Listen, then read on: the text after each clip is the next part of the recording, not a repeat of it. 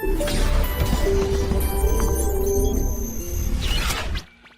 Morning प्यारे बच्चों, कैसे हैं आप सब? अच्छे होंगे, मस्ती कर रहे होंगे, पढ़ाई कर रहे होंगे, बहुत शानदार बात। तो जैसे कि आपको पता है कि अब जो हम नेक्स्ट चैप्टर स्टार्ट करने जा रहे हैं कोऑर्डिनेट ज्योमेट्री के अंदर, उस चैप्टर का नाम है very very very important chapter and the name of the chapter is circle. क्या नाम है सर चैप्टर का? सर्किल। बहुत सारे बच्चे बहुत फैमिलियर होते हैं सर्किल को लेकर के, बहुत अच्छी फील आती है, क्वेश्चन देख करके लगता है चलो हो जाएगा। जैसे मैंने आपको पहले ही बता रखा है कि कोऑर्डिनेट ज्योमेट्री एक बहुत इजी डोर कहलाता है एंट्रेंस करने के लिए आईआईटी के अंदर। मतलब अगर आप मैथ्स में बात करें कि कौन सा पार्ट आसान होगा क्रैक करना पेपर के अंदर, तो मेरे हिसाब से कोऑर्डिनेट ज्योमेट्री बहुत इजी होता है as compare to the other chapter, जैसा मैं पहले ही बता चुका हूं आपको। दूसरी जो इंपॉर्टेंट चीज है कि अगर सर्किल जैसे चैप्टर की जो हम बात करने जा रहे हैं वो चैप्टर क्या है, कितना इंपॉर्टेंट है, तो हम लोग पढ़ लेंगे अभी। बात आती है इंपॉर्टेंस की, तो आप इतना श्योर मान के चलिए कि सर्किल चैप्टर का मिनिमम 1 से 2 क्वेश्चन हर पेपर में होता है, दुनिया का कोई भी पेपर हो जिसमें सर्किल एज ए सिलेबस हो। ठीक है, तो इस चीज को आप ध्यान रखते हुए चैप्टर को पढ़ेंगे। तो चलिए पढ़ते हैं चैप्टर को। क्या है, बहुत ही आसान सा चैप्टर है, बहुत स्मार्ट तरीके से अपन वर्कआउट करेंगे, जैसा अपन स्ट्रेट लाइन में किया था वैसे हम लोग सर्किल में करने जा रहे हैं। ठीक है, आइए। तो सबसे पहले पॉइंट है कि what is the standard equation format of the circle. इसको स्टैंडर्ड इक्वेशन की जगह पे मतलब आप पर्टिकुलर इक्वेशन बोल सकते हैं, तो होता कुछ नहीं है। एक ऐसे पॉइंट का लो कर जिसको मैं पी से रिप्रेजेंट कर रहा हूँ, जिसका एक फिक्स पॉइंट से डिस्टेंस हमेशा कांस्टेंट रहे। जैसे मैं एक बैल को खूंटी से बांध दूं और एक रॉड लगा दूं उसके गले में, तो वो बैल जब घूमेगा तो ऐसे ही घूमेगा और लोकस क्या जनरेट करेगा? सर्किल। तो आई am not wasting your time in this particular explanation, तो इसमें मैं आपका टाइम वेस्ट नहीं करता हूं। कैसे कर रहे हैं आइए देखते हैं। तो अगर ये पॉइंट पी मूव करता रहेगा एक कांस्टेंट डिस्टेंस पे सर्किल के इस पॉइंट सी के रिस्पेक्ट में, तो हमेशा एक लोकस जनरेट करेगा जो क्या कहलाएगा? सर्किल। और ये जो फिक्स पॉइंट होता है ये उसका सेंटर होता है, और यहां से फिक्स पॉइंट से वेरिएबल पॉइंट का जो डिस्टेंस होता है वो जो फिक्स डिस्टेंस होता है वो उसकी रेडियस कहलाती है। तो मैंने डिस्टेंस फॉर्मूला लगा दिया Cp = r लिख करके। डिस्टेंस फॉर्मूले का फॉर्मूला लगाया h - a का whole square plus k - b का होल स्क्वायर = r। दोनों साइड की स्क्वायरिंग कर दी तो हमारे पास सर्किल की स्टैंडर्ड इक्वेशन आ गई, x - a का whole square plus y - b का होल स्क्वायर = r²। जहां पे a और b क्या है? तो a और b सर्किल का सेंटर होता है जिसको हम लोग फिक्स पॉइंट बोलते हैं। r क्या है? r उस सर्किल की रेडियस है जो कि फिक्स डिस्टेंस कहलाता है। तो यानी कि यहां से हमने सर्किल की एक स्टैंडर्ड इक्वेशन को इंटरप्रेट कर लिया जिसका सेंटर और रेडियस हमें पता हो। तो बेटा होता क्या है, जब भी कभी हमें सर्किल अगर निकालना है तो हमारी प्रायोरिटी रहती है, मैं क्वेश्चन कराऊंगा तो आपको दिखा दूंगा, हमारी प्रायोरिटी होती है कि हम कहीं से भी कैसे भी ढूंढ के क्या ले आए? सेंटर ले आए, और कहीं से भी कैसे भी ढूंढ करके क्या ले आए? रेडियस ले आए। क्लियर? ठीक है, चलिए आगे बढ़ते हैं। अब एक सिंपलेस्ट इक्वेशन का सर्किल कहलाती है। ये सिंपलेस्ट इक्वेशन क्या होती है, क्यों होती है, क्या यूज है, आइए वो समझते हैं। सिंपलेस्ट इक्वेशन वो इक्वेशन ऑफ सर्किल होती है जिसका सेंटर 0 0 हो जाए, रेडियस कुछ भी हो, बस सेंटर 0 0 हो जाए। जैसे मैंने एक फोटो बनाई है, ये देखिए, ये x एक्सिस है, ये y एक्सिस है, ये सेंटर मैंने ओरिजिन लिया है और एक a डिस्टेंस से मैंने एक सर्किल को ड्रॉ किया है। तो a डिस्टेंस मतलब उसकी रेडियस a ले रखी है। तो circle with the centre 0 0 known as the simplest equation of the circle. कई बार हम इसको स्टैंडर्ड में यूज कर लेते हैं क्योंकि मैंने यहाँ पे स्टैंडर्ड में सर्किल को a, b ले रखा है, सेंटर को a, b ले रखा है, उसको मैं 0 0 से रिप्लेस कर सकता हूँ। ठीक है, चलिए भाई। तो सर्किल की equation with the centre 0 0 radius a, तो सर्किल की इक्वेशन आ गई x² + y² = a²। अब ये इक्वेशन बहुत इंपॉर्टेंट होती है। क्यों बहुत इंपॉर्टेंट होती है, क्या लॉजिक है इसके पीछे इसके इंपॉर्टेंट होने का? तो बेटा इसकी इंपॉर्टेंट होने का one of the biggest reason ये है, इसके इंपॉर्टेंट होने का one of the biggest reason ये है कि जितने भी आर्टिकल्स प्रूफ वाले होते हैं, जो भी रिजल्ट हम सर्किल में इंटरप्रेट करेंगे, डिराइव करेंगे, वो सारे के सारे रिजल्ट इसी सर्किल पे करेंगे। क्यों? आसान पड़ता है, सबसे बड़ी चीज, और हमें रिजल्ट को एज अ रिजल्ट ही याद रखना है। ठीक है, फिर बात आती है जनरल इक्वेशन ऑफ सर्किल क्या होता है। तो बात हो रही है जनरल इक्वेशन ऑफ सर्किल की, जनरल इक्वेशन हम किसे कहते हैं, क्या होता है। तो जनरल इक्वेशन ऑफ सर्किल कहां से आता है, कैसे इंटरप्रेट करते हैं? तो जनरल इक्वेशन ऑफ सर्किल के लिए हम क्या करते हैं, इक्वेशन 1 फ्रॉम इक्वेशन 1, पहली इक्वेशन जो होती है हमारी, पहली इक्वेशन ये वाली जो इक्वेशन थी x - a का whole square plus y - b का होल स्क्वायर = r², मैं इसको एक्सपेंड कर दूंगा। तो एक्सपेंड कर दूं तो फ्रॉम इक्वेशन 1 मैंने इसको एक्सपेंड कर दिया, x square plus y square minus 2x minus 2by plus a square plus b square minus r square equals to 0। Clear है? अब जब मैंने इसको एक्सपेंड कर दिया x square plus y square minus 2x minus 2by plus a square plus b square minus r square equals to 0, तो circle की हमारी इक्वेशन डिराइव होगी। क्या इक्वेशन डिराइव होगी? मैंने x स्क्वायर को x स्क्वायर दिया, y स्क्वायर को y स्क्वायर दिया, माइनस 2ax को 2g से कर दिया, माइनस 2by को 2f से कर दिया और a square plus b square minus r square को c से रिप्लेस कर दिया। करेक्ट है? जब मैंने इतना इंटरप्रिटेशन कर दिया तो यहां से हमारे जो सर्किल के सेंटर है कंपेयर करिएगा, माइनस 2a 2g के बराबर है, माइनस 2b 2f के बराबर है और a square plus b square minus r square c के बराबर है।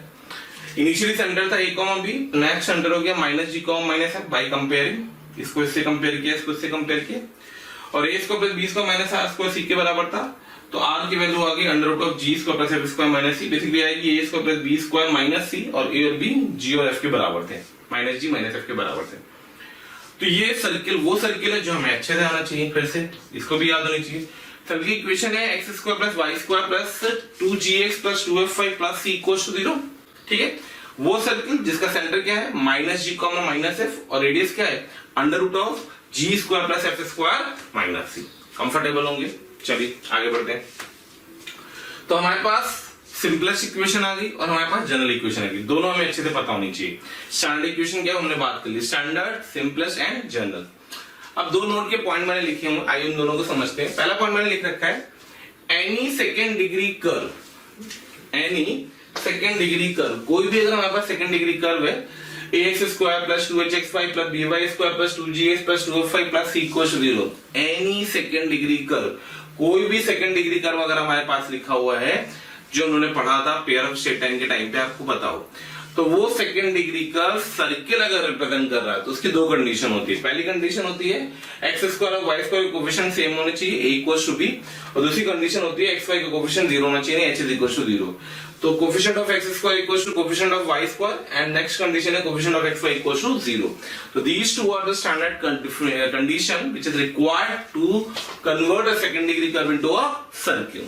तो कभी भी हमें इस सर्किल के सेंटर वेंटर की बात करनी होगी जनरल इक्वेशन के सर्किल की, तो ध्यान रखना x square y square coefficient 1 बना के ही हम सेंटर निकालेंगे। अगर 1 नहीं होगा तो हम यहाँ पे 1 क्रिएट करेंगे डिवाइड करके। कंफर्टेबल? ठीक है। अब वो कह रहा है ये जो इक्वेशन 2 थी हमारी, x square plus Y square plus 2gx plus 2f plus c, जिसको मैंने इक्वेशन 2 लिखा था, तो जो सर्किल था इक्वेशन 2 का, सर्किल फ्रॉम इक्वेशन 2, उसकी रेडियस थी under root of g square plus f square minus c। अभी जो अंडर रूट के अंदर क्वांटिटी बैठी हुई है g square plus f square minus c, बेटा ध्यान दो, तो इसकी तीन पॉसिबिलिटी है। अंडर रूट के अंदर की क्वांटिटी है तो पॉजिटिव हो जाए, अंडर रूट की क्वांटिटी है तो 0 के बराबर हो जाए, या तो नेगेटिव हो जाए। अगर पॉजिटिव हो गई तो बल्ले बल्ले रियल सर्किल डिफाइंड हो गया, अगर 0 हो गई तो पॉइंट सर्किल आ गई क्योंकि रेडियस 0 होगी। पॉइंट सर्किल क्या होता है? ऐसा सर्किल जिसका सेंटर डिफाइंड है, रेडियस 0 है। I repeat point the circle, I repeat point the circle, ऐसा सर्किल जिसका सेंटर 0 है और रेडियस 0 है, सेंटर डिफाइंड है। कोई भी सेंटर हो उसको पॉइंट की तरह मार्क कर देते हैं। ठीक है, ड्रॉ करना है पॉइंट सर्किल को, तो लाइए मैं पॉइंट सर्किल को ड्रॉ कर देता हूं। ये है पॉइंट सर्किल हमारा, इसे बोलते हैं पॉइंट सर्किल। एक पॉइंट को ड्रॉ करना मतलब पॉइंट सर्किल। ठीक है, g square plus f square minus c अगर लेस देन 0 हो जाए, मतलब अंदर की क्वांटिटी अगर नेगेटिव हो जाए। मेरे प्यारे बच्चों, अगर ये रूट के अंदर की क्वांटिटी नेगेटिव हो गई, हम कॉम्प्लेक्स नंबर ही पढ़ चुके हैं, तो रूट के अंदर नेगेटिव बैठेगा नहीं। क्यों? क्योंकि हम रियल की बात कर सकते, तो रियल डिफाइनिंग के लिए होता है। तो रूट के अंदर की क्वांटिटी अगर नेगेटिव हो जाती है तो हम बोलेंगे क्या? रूट के अंदर क्वांटिटी अगर नेगेटिव हो जाएगी तो हम बोलेंगे रेडियस तो डिफाइंड नहीं है। रेडियस मतलब डिफाइंड मींस इमेजिनरी रेडियस आई। तो एक ऐसा सर्किल होगा जिसकी रेडियस इमेजिनरी है। अब जो सर्किल की रेडियस इमेजिनरी, तो उस सर्किल को हम क्या बोलते हैं? उस सर्किल को हम बोलते हैं इमेजिनरी सर्किल। क्या बोलते हैं? Imaginary circle. और with a real centre, centre तो वही चल रहा है हर बार। इसका सेंटर क्या चल रहा था? Minus g minus F. इसका सेंटर भी माइनस जी माइनस एफ, इसका सेंटर भी माइनस जी माइनस एफ, इसका सेंटर भी minus g minus F. Dependency किस पे आई? रेडियस पे। ये एक रियल सर्किल है क्योंकि रेडियस डिफाइंड है। ये point circle with centre minus g minus f क्योंकि रेडियस 0 है। एक imaginary circle with real centre minus g minus f, क्यों? क्योंकि रेडियस का पार्ट रूट के अंदर की क्वांटिटी नेगेटिव आएगी। इससे सर्किल कैसा आएगा? इमेजिनरी। क्लियर? तो ये मैंने आपको standard equation, simplest equation and general equation की बात कर ली। ठीक है, चलिए आगे बढ़ते हैं। तो नेक्स्ट आर्टिकल हम देखने जा रहे हैं वो आर्टिकल है diametrical form of a circle. Circle का डायमेट्रिकल फॉर्म क्या होता है, मतलब एक ऐसा सर्किल जिसके डायमेट्रिकल एंड पॉइंट्स हमें पता हो। तो ये सर्किल ले रखा है जिसके diametrical end points A and B दे रखे हैं, उसका हमें लोकस निकालना था। तो जो भी पॉइंट सर्किल की सर्कमफरेंस पे होगा, अगर ये डायमीटर तो एंगल 90 होगा, और अगर ये एंगल 90 होगा तो इसका स्लोप और इसके स्लोप का प्रोडक्ट -1 होगा।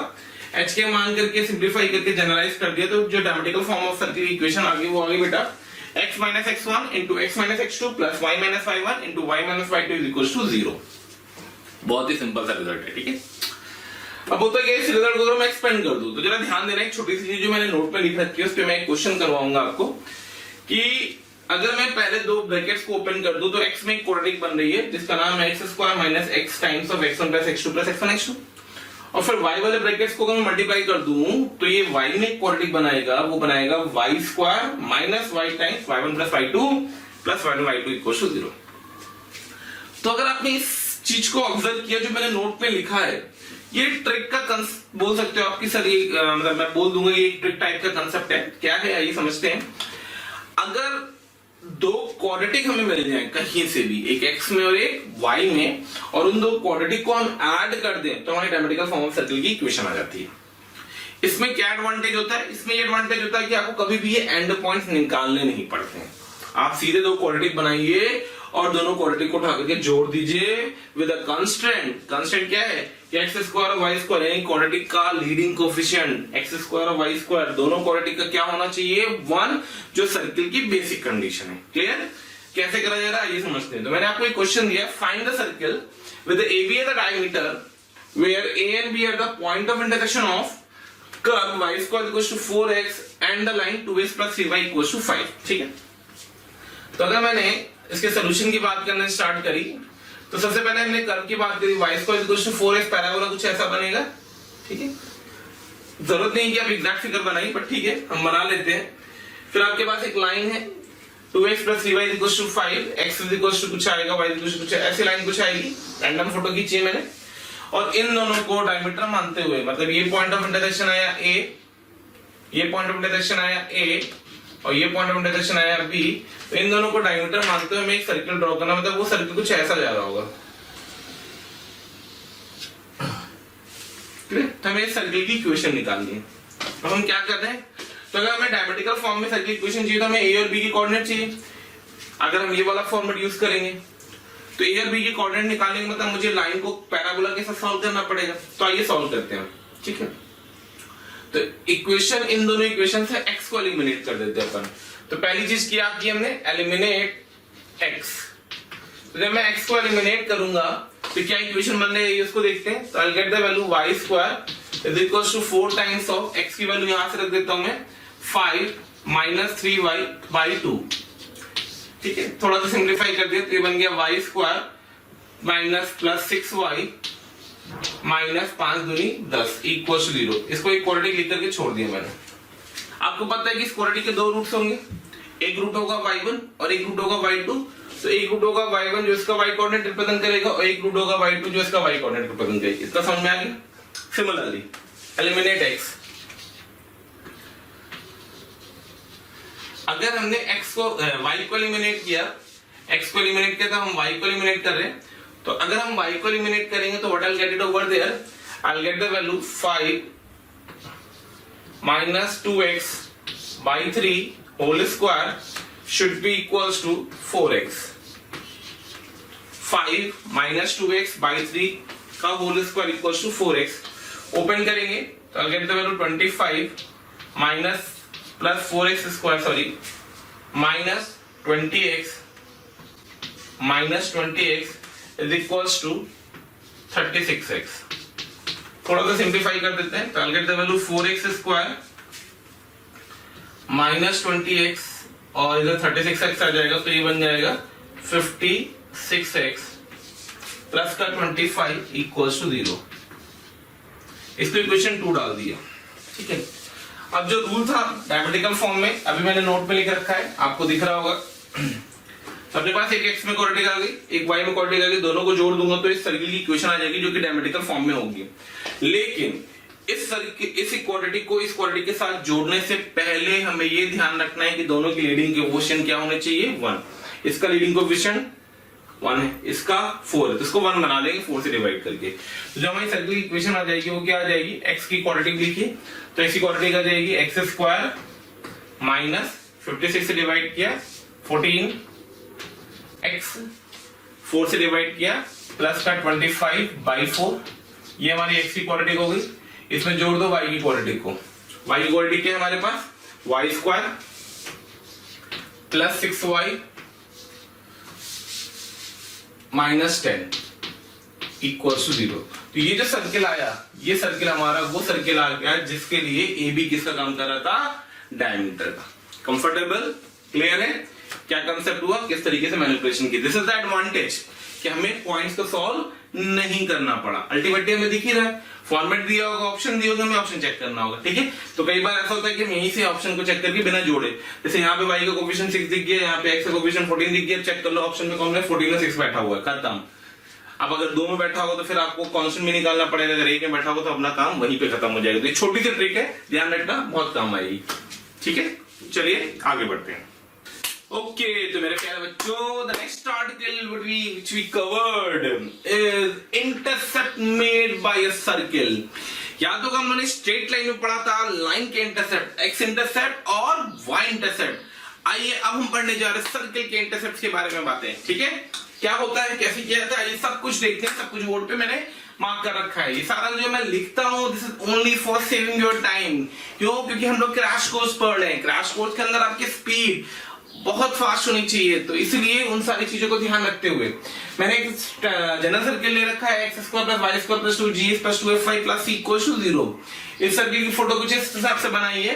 तो इस सर्किल ने जहां पे x को काटा है, x एक्सिस को काटा है, वो पॉइंट है a और b।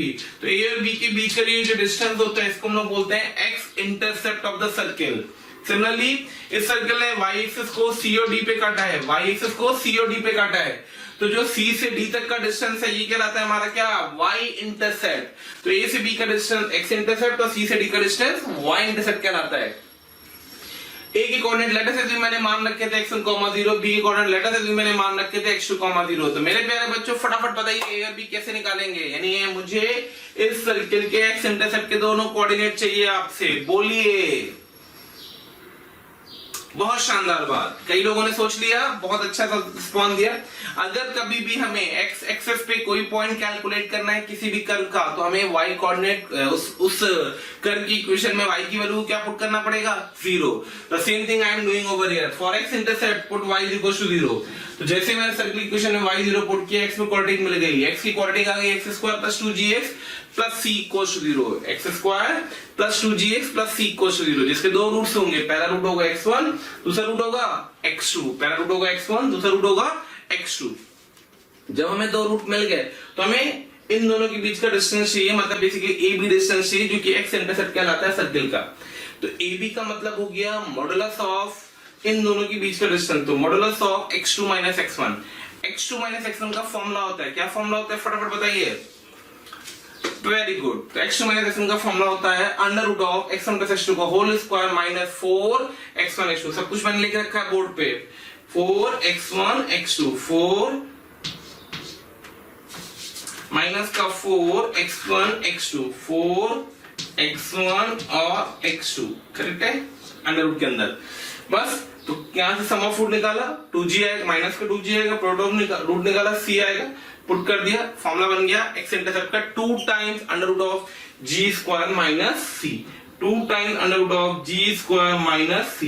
तो this is the formula for the x intercept of a circle. Similarly y intercept का हमें कैलकुलेट करना होगा, तो जैसे मैंने आपको बताया x कोऑर्डिनेट के पॉइंट निकालने के लिए y को 0 पुट करो, वैसे y कोऑर्डिनेट के पॉइंट निकालने के लिए x को 0 पुट कर दो। तो जैसे ही आप सर्किल इक्वेशन में x को 0 पुट करेंगे, आपके पास y में कोऑर्डिनेट मिलेगी जिसके दो रूट आएंगे, y1 y2, वापस से यही फॉर्मूला यूज हुआ। तो यहां से y इंटरसेप्ट की वैल्यू आ गई 2 times under root of x square minus c। याद रखना, बहुत इंपॉर्टेंट है, इंपॉर्टेंट चीज है, केयरफुली ध्यान रखना, मैं खुद ही लिख दे रहा हूं, स्टार लगा दे रहा हूं। तो x इंटरसेप्ट का फॉर्मूला आ गया 2 times under root of g square minus c, y intercept का फॉर्मूला आ गया 2 times under root of f square minus c। आइए मेरे प्यारे बच्चों आगे बढ़ते हैं। अब बात शुरू होती है कि अगर सर्किल के हमें इंटरसेप्ट के बारे में बात कर ली, तो सर्किल की कुछ फोटोओं के बारे में बात करते हैं। कैसे बात करते हैं वो देखिए। अगर x इंटरसेप्ट हमें पता है, तो यानी कि हमें 2 times under root g square minus c पता है, फिर से अंडर रूट लग गया, तो रूट के अंदर की क्वांटिटी आ गई। अब रूट के अंदर की क्वांटिटी की फिर से 3 फोटो आएंगी, या तो ये पॉजिटिव हो, या तो ये 0 हो, या तो ये नेगेटिव हो। अगर ये पॉजिटिव था तो यानी रियल एक्स इंटरसेप्ट आएगा, तो सर्किल कुछ ऐसा दिखेगा आपको काटता हुआ, इधर दिख सकता है, नीचे दिख सकता है, इधर इधर कहीं भी दिख सकता है, इट ऑल डिपेंड्स, ठीक है। अगर ये जी स्क्वायर माइनस सी के बराबर आ गया, तो जी स्क्वायर माइनस सी के बराबर आ गया मतलब एक्स इंटरसेप्ट 0 हो गया। एक्स इंटरसेप्ट 0 हो गया मतलब सर्किल ने एक्स एक्सिस को टच कर दिया। अब सर्किल ने अगर एक्स एक्सिस को टच कर दिया, सर्किल ने अगर एक्स एक्सिस को टच कर दिया, तो जो सर्किल का सेंटर था उसका एक कोऑर्डिनेट हमेशा रेडियस के बराबर होगा, वो होगा y coordinate. X intercept 0 centre का वाई कोऑर्डिनेट आर के बराबर, एक्स इंटरसेप्ट 0 सेंटर का वाई कोऑर्डिनेट आर के बराबर। सर्किल ने एक्सिस को टच किया, सर्किल ने एक्सिस को टच किया, सेंटर का वाई कोऑर्डिनेट आर के बराबर। एक्सिस को टच करेगा तो वाई कोऑर्डिनेट आर, वाई को टच करेगा तो एक्स कोऑर्डिनेट आर, वो आगे अपन भी बात करेंगे। और अगर एक्सिस जी स्क्वायर माइनस सी लेस देन 0 हो तो कॉमन सी बात है रियल इंटरसेप्ट एग्जिस्ट नहीं करेगा, तो ना तो सर्किल काटेगा ही नहीं, सर्किल एक्सिस को काटेगा नहीं, मतलब सर्किल हमेशा एक्सिस के ऊपर ही नीचे रहेगा। मैंने एक फोटो बनाई, ऊपर वाली नीचे भी हो सकता है, चारों कोऑर्डिनेट में कहीं भी हो सकता है वो। सिमिलरली वाई इंटरसेप्ट की बात करी कि वाई इंटरसेप्ट का अगर y coordinate positive, y intercept positive दे रखा है तो रियल इंटरसेप्ट आएगा, सर्किल की फोटो कुछ इस टाइप से बनेगी, वाई एक्सिस को कट करती हुई। अगर 0 हो गया तो टच करेगा वाई एक्सिस को, और अगर सर्किल ने वाई एक्सिस को टच किया तो सर्किल के सेंटर का कौन सा कोऑर्डिनेट रेडियस के बराबर होगा, एक्स कोऑर्डिनेट। वाई एक्सिस को टच करेगा तो एक्स कोऑर्डिनेट रेडियस, एक्सिस को टच करेगा तो वाई कोऑर्डिनेट रेडियस। और अगर एफ स्क्वायर माइनस सी लेस देन 0 है तो सर्किल का रियल वाई इंटरसेप्ट एग्जिस्ट नहीं करेगा, और रियल वाई इंटरसेप्ट एग्जिस्ट नहीं करेगा तो सर्किल कंप्लीटली लेफ्ट या राइट में होगा वाई एक्सिस के। क्लियर? नोट का तीसरा पॉइंट आता है कि जी स्क्वायर, एफ स्क्वायर और सी तीनों आपस में बराबर हो गए। अगर ये तीनों बराबर हो गए, g square equals to f square equals to c, अगर g square equals to f square equals to c हो जाएगा, यानी कि सर्किल का एक्स कोऑर्डिनेट भी 0 आ गया, सर्किल का एक्स इंटरसेप्ट भी 0 आ गया, सर्किल का वाई इंटरसेप्ट भी 0 आ गया, तो सर्किल ने एक्सिस को टच किया, सर्किल ने वाई को टच किया, तो सर्किल के सेंटर का एक्स कोऑर्डिनेट भी आर आ गया, वाई कोऑर्डिनेट भी आर आ गया। तो this is the condition if g square equals to f square equals to c, then the circle having such type of picture which touches both the coordinate axes and the center's coordinate should be r, r. Clear? Okay तो ये हम लोगों ने intercept की पूरी बात कर ली अच्छे से, तमीज से। इंटरसेप्ट के क्वेश्चन आते हैं, कैलकुलेशन कैसे करनी है आइए उनको अब क्वेश्चन के थ्रू देखते हैं। तो चलिए आगे बढ़ते हैं। अब देखते हैं हम लोग कुछ क्वेश्चंस जो अपन ने थ्योरी कवर करी है। क्या क्या कवर किया अपन ने बेसिक सर्कल की equation, standard equation, simplest equation, उसका ज्योमेट्रिकल फॉर्म और उसके बाद intercept made by a circle, इतने आर्टिकल अपन ने कवर किया। अब अपन इन्हीं आर्टिकल्स पे 1 बाय 1 क्वेश्चन लेते हैं, देखते हैं क्या क्या कैसे कैसे क्वेश्चन आते हैं। 99% मैंने जितने भी क्वेश्चन उठाऊंगा वो सारे जेईई मेंस के उठाऊंगा, जिससे आपको इंटरप्रेट हो जाएगी जेईई मेंस एक्चुअली पूछता क्या है। ठीक है, तो आइए सबसे पहले सेकंड क्वेश्चन देखते हैं अपन।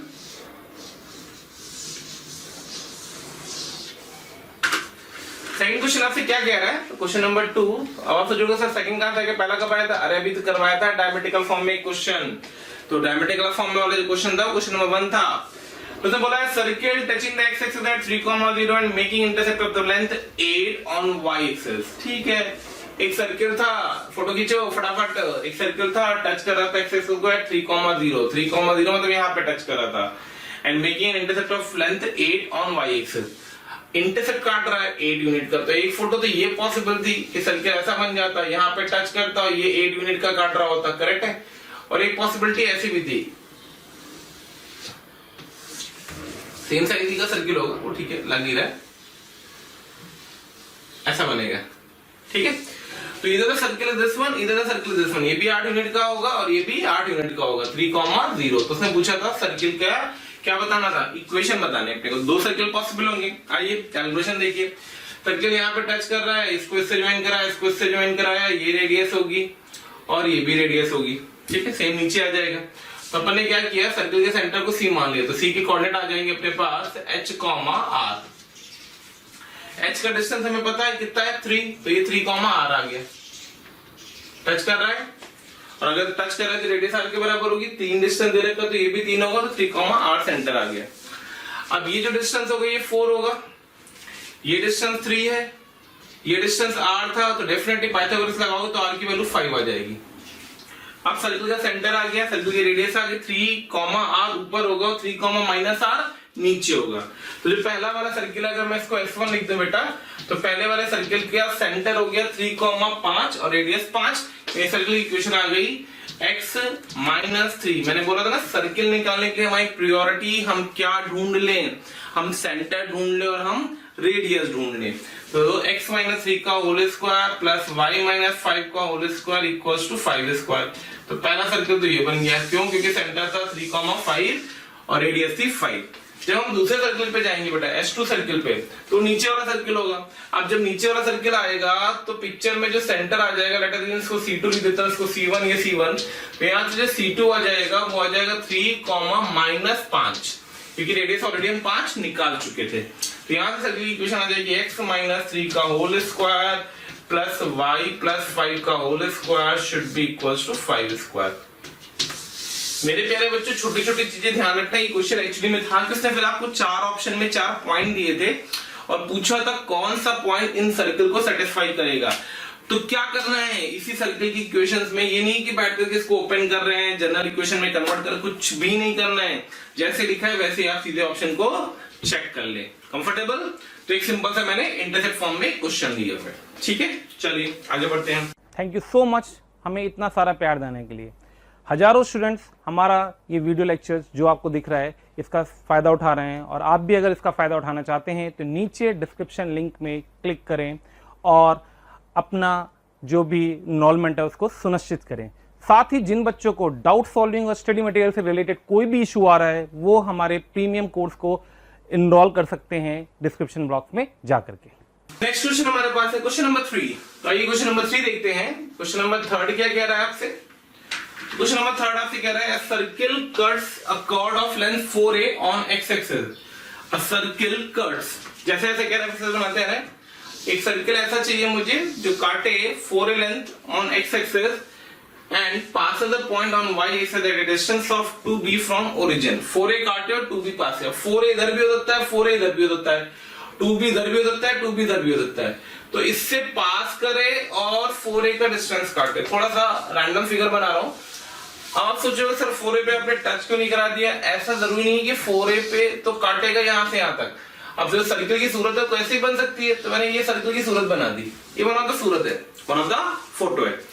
जरूरी नहीं सर्किल ऐसे ही हो। तो मैंने क्या किया, कुछ नहीं किया, उसने बोल रखा है ये 4a लेंथ है, तो यहां से यहां तक की लेंथ तो 4a थी। तेरा कैलकुलेशन देखते हैं ना, ये लेंथ 2b थी, तो मान लिया इसकी कोऑर्डिनेट थे 0, 2b। इससे ये पास कर रहा था, तो हमें इस सर्किल की इक्वेशन चाहिए। क्या चाहिए? लोकस चाहिए सेंटर का। ठीक है भाई, फिर से पढ़ लेते क्वेश्चन। से बोले एक सर्किल था, chord of length 4a, correct है, on x axis and passes through a point on y axis पे एक पॉइंट है 0, 2b जिससे वो पास कर रहा है at a distance of 2b from origin। find the locus of the center of the circle। Centre का लोकस निकालना है। तो मैंने मान लिया लोकस सेंटर का h, k था, जिसका लोकस चाहिए तो क्या मानते हैं? h, k मानते हैं। क्या मानते हैं? h, k मानते हैं। भैया सोचिए। तो ठीक है, चलो ये h, k था, ये r मान ली रेडियस थी इसकी, तो ये डिस्टेंस आ जाएगा 2a और ये डिस्टेंस आ जाएगा k। करेक्ट है? ओके, इधर आ जाओ। आपको पता है ये भी कॉर्ड बाइसेक्ट करेगी इसको। ठीक है, तो ये 2b था और यहां से यहां तक का डिस्टेंस भी r होगा और ये डिस्टेंस h होगा और यहां से यहां तक का डिस्टेंस होगा 2b - k के बराबर। ठीक है, तो ये डिस्टेंस है 2b - k, ये है h, ये है r, ये है r, ये है k, ये है 2। दोनों से आपको एलिमिनेट कर दो क्योंकि h, k का लोकस चाहिए। लोकस निकालने के लिए 3 वेरिएबल अपन ने अज्यूम कर रखे h, k और r। लोकस का चाहिए h और k का, तो किसको एलिमिनेट करोगे? r को। तो r को एलिमिनेट कर देते हैं। तो नीचे वाली इक्वेशन से r की वैल्यू आएगी 2a का square, r square equal to लिख देता हूं, प्लस का k स्क्वायर और ऊपर से आएगी r square equal to h square plus का 2b - k का होल स्क्वायर। सारे ब्रैकेट ओपन कर दो, total get it over there, generalise कर दो। तो x स्क्वायर a स्क्वायर से k स्क्वायर कट जाएगा, माइनस का 2by प्लस का 4b square minus 4a square equal to 0। तो ये हमारा लोकस निकल के आ गया। क्या है ये लोकस, एक्स स्क्वायर है, वाई मतलब पैराबोला है। क्या है, पैराबोला है। तो locus of the centre should be come out to be parabola. बेटा ये एक बहुत इंपॉर्टेंट कंसेप्ट होता है, इसके भी ऑप्शन दिए हुए थे, circle, parabola, ellipse and hyperbola. मैं आपको बता ही देता हूँ क्या क्या ऑप्शन दिए हुए थे। उसने ऑप्शन में दे रखा है an ellipse, a parabola, a straight line and a hyperbola. तो उसने सारे ऑप्शन दिए, मैं ऑप्शन नहीं लिखता हूँ, टाइम बचाता हूँ इसलिए। तो याद रखना, कई बार ऐसा होता है कि हम इक्वेशन से इंटरप्रेट करते हैं, कई बार होता है हमें डेफिनेशन से इंटरप्रेट करना पड़ता है, तो ये हमारी डिपेंडेंसी होती है। ठीक है, चलिए आगे बढ़ते हैं क्वेश्चन नंबर 4 की तरफ। तो आइए क्वेश्चन नंबर 4 देखते हैं। ठीक है, if a circle of radius r passes through O and intersect the coordinate axes at A and B, find the locus of the foot of perpendicular from O on AB। ठीक, तो एक circle था, origin से पास कर रहा था, x axis को A पे और वाई एक्सिस को B पे कट कर रहा था। ठीक है, उससे ओरिजिन से परपेंडिकुलर ड्रॉप किया गया OP, तो हमें P का क्या चाहिए, लोकस चाहिए। आपको दिख रहा है सर्कल था, ये 90 डिग्री डेफिनेटली डायमीटर होगा। सर्कल की रेडियस उसने दे रखी है कितनी, r के बराबर, तो सर्कल का डायमीटर कितना हो गया, 2r के बराबर, तो AB इक्वल टू 2r आ गया। अब हमारा मोटो क्या है, क्या कैलकुलेशन है वो समझते हैं। अगर मैं आपको ये लाइन की इक्वेशन दे दूं तो आप मुझे A और B की कोऑर्डिनेट दे देंगे। अब अगर A और B की कोऑर्डिनेट आ जाएंगे तो हम उनके बीच में डिस्टेंस फॉर्मूला लगा के 2r के बराबर करके लोकस निकाल देंगे। जैसे मैं आपको बता चुका हूं, ये मेंस का क्वेश्चन है, तो कृपया अपनी स्पीड और कैलकुलेशन के तरीके दोनों पे फोकस करिएगा। तो सबसे पहले हमें AB की इक्वेशन चाहिए।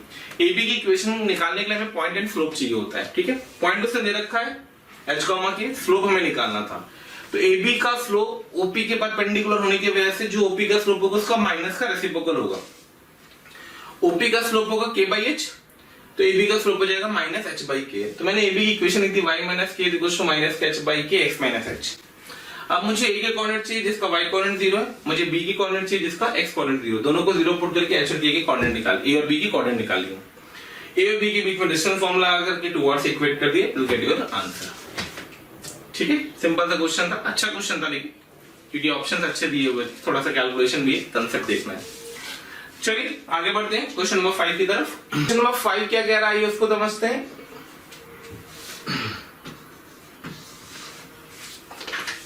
क्वेश्चन नंबर 5 कह रहा है square in the is inscribed in a circle of, circle दे रखा उसने x square plus y square minus 6x plus 8y minus 103। तो अगर इस सर्कल के सेंटर में आपसे डिमांड करूंगा तो आप आंसर दोगे 3, -4, और अगर मैं रेडियस की डिमांड करूंगा तो आप आंसर दोगे 9 प्लस 16 प्लस 103। तो ये बन जाएगा तुम्हारा 16 9 25 और 25 और 103, तो 128। 128 का मतलब हुआ, 128 का मतलब हुआ, तो ये बन गया अंडर रूट ऑफ 128। 128 मतलब हुआ 4 जाएगा, बिल्कुल जाएगा, 3 आएगा और 2 आएगा 32, रूट 32 आएगा, 2 बाहर आएगा, 16 आएगा, 16, अच्छा 28 है, 128 है ना, 2 की पावर में जाएगा ये, तो ये बनेगा 8 रूट 2। कितना बनेगा, 8 रूट 2। ठीक है, तो सर्किल का सेंटर आ गया, सर्किल की रेडियस आ गई। जब मैं सर्किल की फोटो बनाना चाहूँ तो सर्किल की फोटो बना सकता था। तो सर्किल का सेंटर है 3, -4, 1 2 3 1 2 3 4, 3, -4, और रेडियस है 8 रूट 2, तो रेडियस है 8 रूट 2, तो 3 और 6 8 यहाँ तक जाएगा, 4 और यहाँ तक जाएगा, कुछ ऐसा आएगा सर्किल। काफी बड़ा सर्किल बन रहा है, तो इंस्टेड ऑफ कि मैं बड़ा सर्किल बनाऊं, बेटर है कि मैं इसको थोड़ा सा छोटा बना के इंटरप्रेट कर लेता हूं सिर्फ। ठीक, तो ये सर्किल कुछ ऐसा बनेगा, मान लेना सेंटर ये था। ठीक है, तो इसके अंदर एक स्क्वायर इंस्क्राइब्ड है जो parallel to the coordinate axis है, तो वो स्क्वायर कुछ इस टाइप से बना होगा। मान लेना सेंटर यहाँ नहीं था। ठीक है, तो ये वो स्क्वायर है, इसके कोऑर्डिनेट है A, B, C और D। उसने पूछा इन चारों में कौन सा वर्टेक्स है जो सबसे नियरेस्ट है। Find the distance of vertex of the square which is nearest to the origin. Origin की नियरेस्ट है, तो फोटो से मत देखना कि ये है, ये है या ये है। मैंने इसीलिए फोटो में चारों डिस्टेंसेस को बराबर दिखाया है आपको। आप एग्जैक्ट फिगर बनाएंगे तो थोड़ा बहुत आइडिया लगा भी सकते हैं, बट क्योंकि हम एग्जैक्ट फिगर बनाने की सिचुएशन में नहीं है, अगर मान लो पेपर टाइम में, क्योंकि रेडियस बहुत सुंदर नहीं आई है। अगर रेडियस सुंदर आई होती तो मैं बस सोचता भी, रेडियस सुंदर नहीं आई है तो मैं बिल्कुल नहीं सोचूंगा क्या एग्जैक्ट फिगर बनेगा या नहीं बनेगा, बिल्कुल भी नहीं सोचेंगे हम पूरा फिगर बना के मैनिपुलेट करने जा रहे हैं। ठीक है, तो ये हमारा कंसेप्ट हो गया। अब आइए इसकी कैलकुलेशन देखते हैं। ठीक है, किस तरीके से इसको हम कैलकुलेट कर रहे हैं, आइए। तो भाई बात शुरू होती है कि हम कैसे डिस्टेंस निकालेंगे ओरिजिन से। तो उसके लिए हमें कुछ नहीं करना है, हमें ए बी सी और डी के कोऑर्डिनेट निकालने हैं। देखिए इसका फंडा क्या होगा वो समझिए। इसको इसके पैरेलल लाइन ड्रॉ कर दो, इसको इससे ज्वाइन कर दो, ऐसे इसको इससे ज्वाइन कर दो, इसको इससे ज्वाइन कर दो, इसको इससे ज्वाइन कर दो। ठीक है, कोऑर्डिनेट्स इसका पैरेलल, तो ये एंगल डेफिनेटली 45 होगा। तो इसकी पैरामेट्रिक कोऑर्डिनेट लिख दो। जैसे मैं बी का लिखना चाहता हूं तो रेडियस हमें पता है इसकी 8√2। तो हम क्या करेंगे, ए बी सी डी चारों के पैरामेट्रिक कोऑर्डिनेट लिख रहे हैं। तो ये हमारा सेंटर है सी, सी से इतने डिस्टेंस पे बी के कोऑर्डिनेट लिखने हैं हमें। तो बी के कोऑर्डिनेट क्या होंगे बेटा, बी के कोऑर्डिनेट लेट अस मैं बी लिखना चाहता हूं अकॉर्डिंग टू दिस फोटो। तो 45 डिग्री पे सी से 8√2 डिस्टेंस पे, तो 3 plus 8√2 cos 45 1/√2 comma minus 4 plus 8√2 sin 45 1/√2 चलेगा। तो एक तो ऊपर चला गया। अब अगर मुझे इसी से इतने ही एंगल पे नीचे आना है, ऐसे इधर जाना है, ऐसे जाना है, तो हमको इस तरीके से चारों कोऑर्डिनेट निकालने होंगे ए बी सी डी इसी तरीके से। तो बी को अगर मैं सॉल्व करूंगा तो बी सॉल्व करके आएगा √2 कटा √2 कटा 8 3 11 और 8 में से 4 गए 4, तो 11,4 आ गया। ओबी का अगर मैं डिस्टेंस निकालूंगा ओ से बी का तो 121 प्लस 16 अल्टीमेटली आ गया 137। ऐसे ही आपको सी निकालना होगा, ऐसे ही आपको डी निकालना होगा, ऐसे ही आपको ए निकालना होगा पैरामेट्रिकली यूज करके, और ऐसे ही आपको डिस्टेंसेस निकालने होंगे। ओसी निकालना होगा, ओडी निकालना होगा और ओए निकालना होगा। इन सब में जो सबसे लीस्ट डिस्टेंस पे होगा वो आपको चेक करना होगा। कैलकुलेशन वाला पार्ट है, तरीका मैंने आपको बता दिया। तो करेक्ट आंसर आता है वो आता है आंसर √41। चलिए आगे बढ़ते हैं। तो मेरे प्यारे बच्चों खचाखच फटाफट दिमाग चलाएं और नेक्स्ट आर्टिकल की तरफ मूव करते हैं।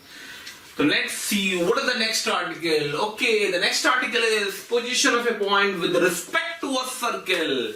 किसी सर्कल के रिस्पेक्ट में एक पॉइंट की क्या पोजीशन हो सकती है उसके बारे में बात करना है हमें, कि वो पॉइंट सर्कल के बाहर है, सर्कल पर है या सर्कल के अंदर है। तो कैसे इंटरप्रेट किया जाता है उसको देखते हैं। मैंने एक सर्कल ले रखा है, सर्कल की इक्वेशन है x square plus y square minus r square equals to 0. Okay, what is the center? 0 0. What is the radius?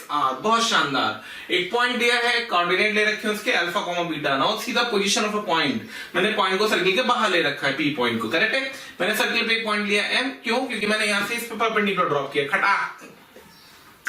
तो ये जो y कोऑर्डिनेट है और p का जो y कोऑर्डिनेट है और m का जो y कोऑर्डिनेट है, उसमें कौन बड़ा है? p का। तो मैंने p के y कोऑर्डिनेट को m के y कोऑर्डिनेट से बढ़ा लिया, दोनों की स्क्वायरिंग कर दी, दोनों में alpha square minus r square add कर दिया। ये जो एक्सप्रेशन बन गई ये सर्कल के पॉइंट p पे एक्सप्रेशन बन गई। ये जो एक्सप्रेशन बन गई ये सर्कल के पॉइंट m पे एक्सप्रेशन बन गई। अब m पॉइंट क्योंकि सर्कल पे था तो इसको 0 बना देगा और s ऑफ p रहेगा।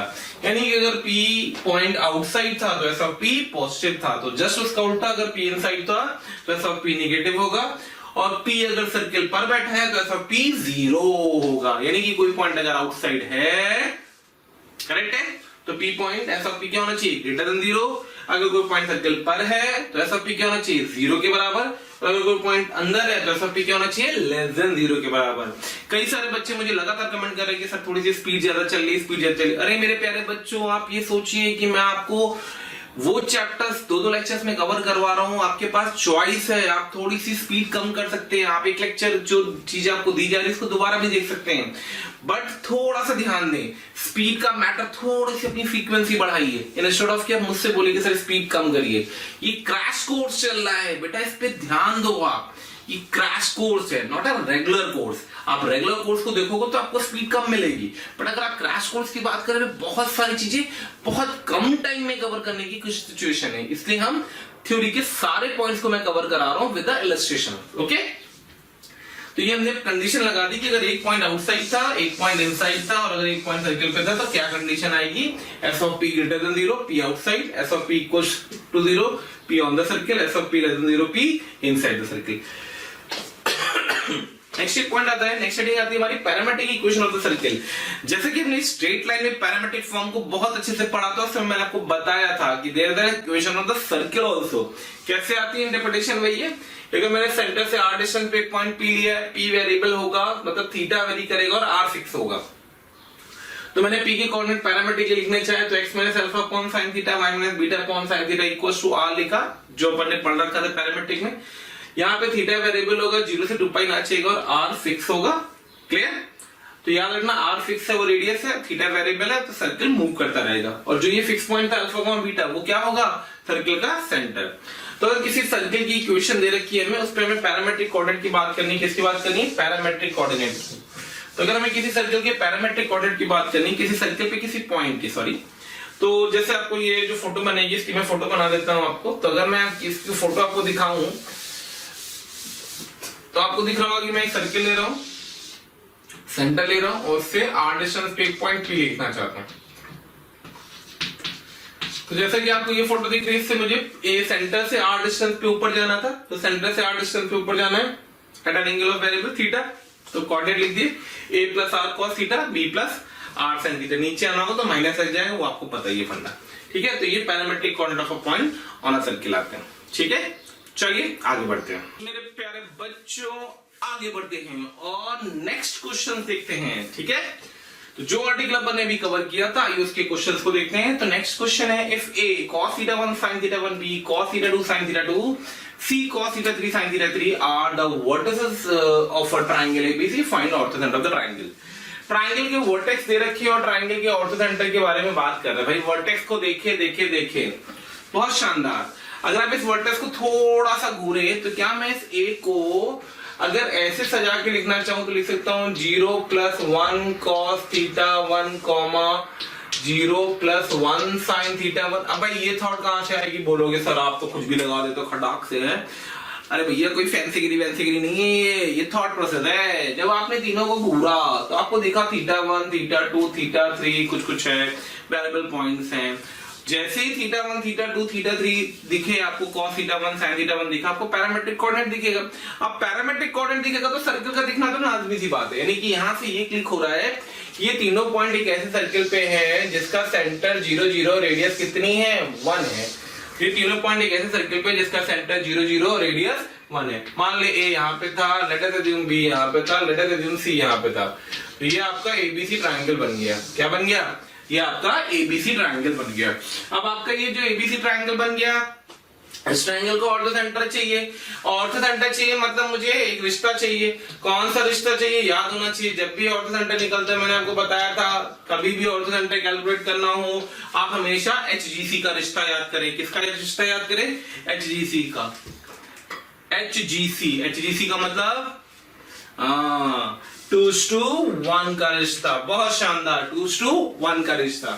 तो G, C और H मतलब ऑर्थोसेंटर, G मतलब सेंट्रॉइड, C मतलब सर्कमसेंटर। लो भाई, सर्कमसेंटर मैंने तुम्हें निकाल के दे दिया, करेक्ट है। ओ लिख देता हूं इसको। सेंट्रॉइड तुम निकाल लोगे, ऑर्थोसेंटर तुम्हारा आ जाएगा। तो यानी ऑर्थोसेंटर को अगर मैंने H, K माना था, ऑर्थोसेंटर को अगर मैंने H, K माना था, अल्फा, बीटा माना था, सेंट्रॉइड तुम्हारा आ गया sigma cos theta 1/3, sigma sin theta 1/3 और सर्कमसेंटर तुम्हारा आ गया, O से रिप्रेजेंट कर देता हूं, O से। तो सर्कमसेंटर तुम्हारा आ गया 0,0।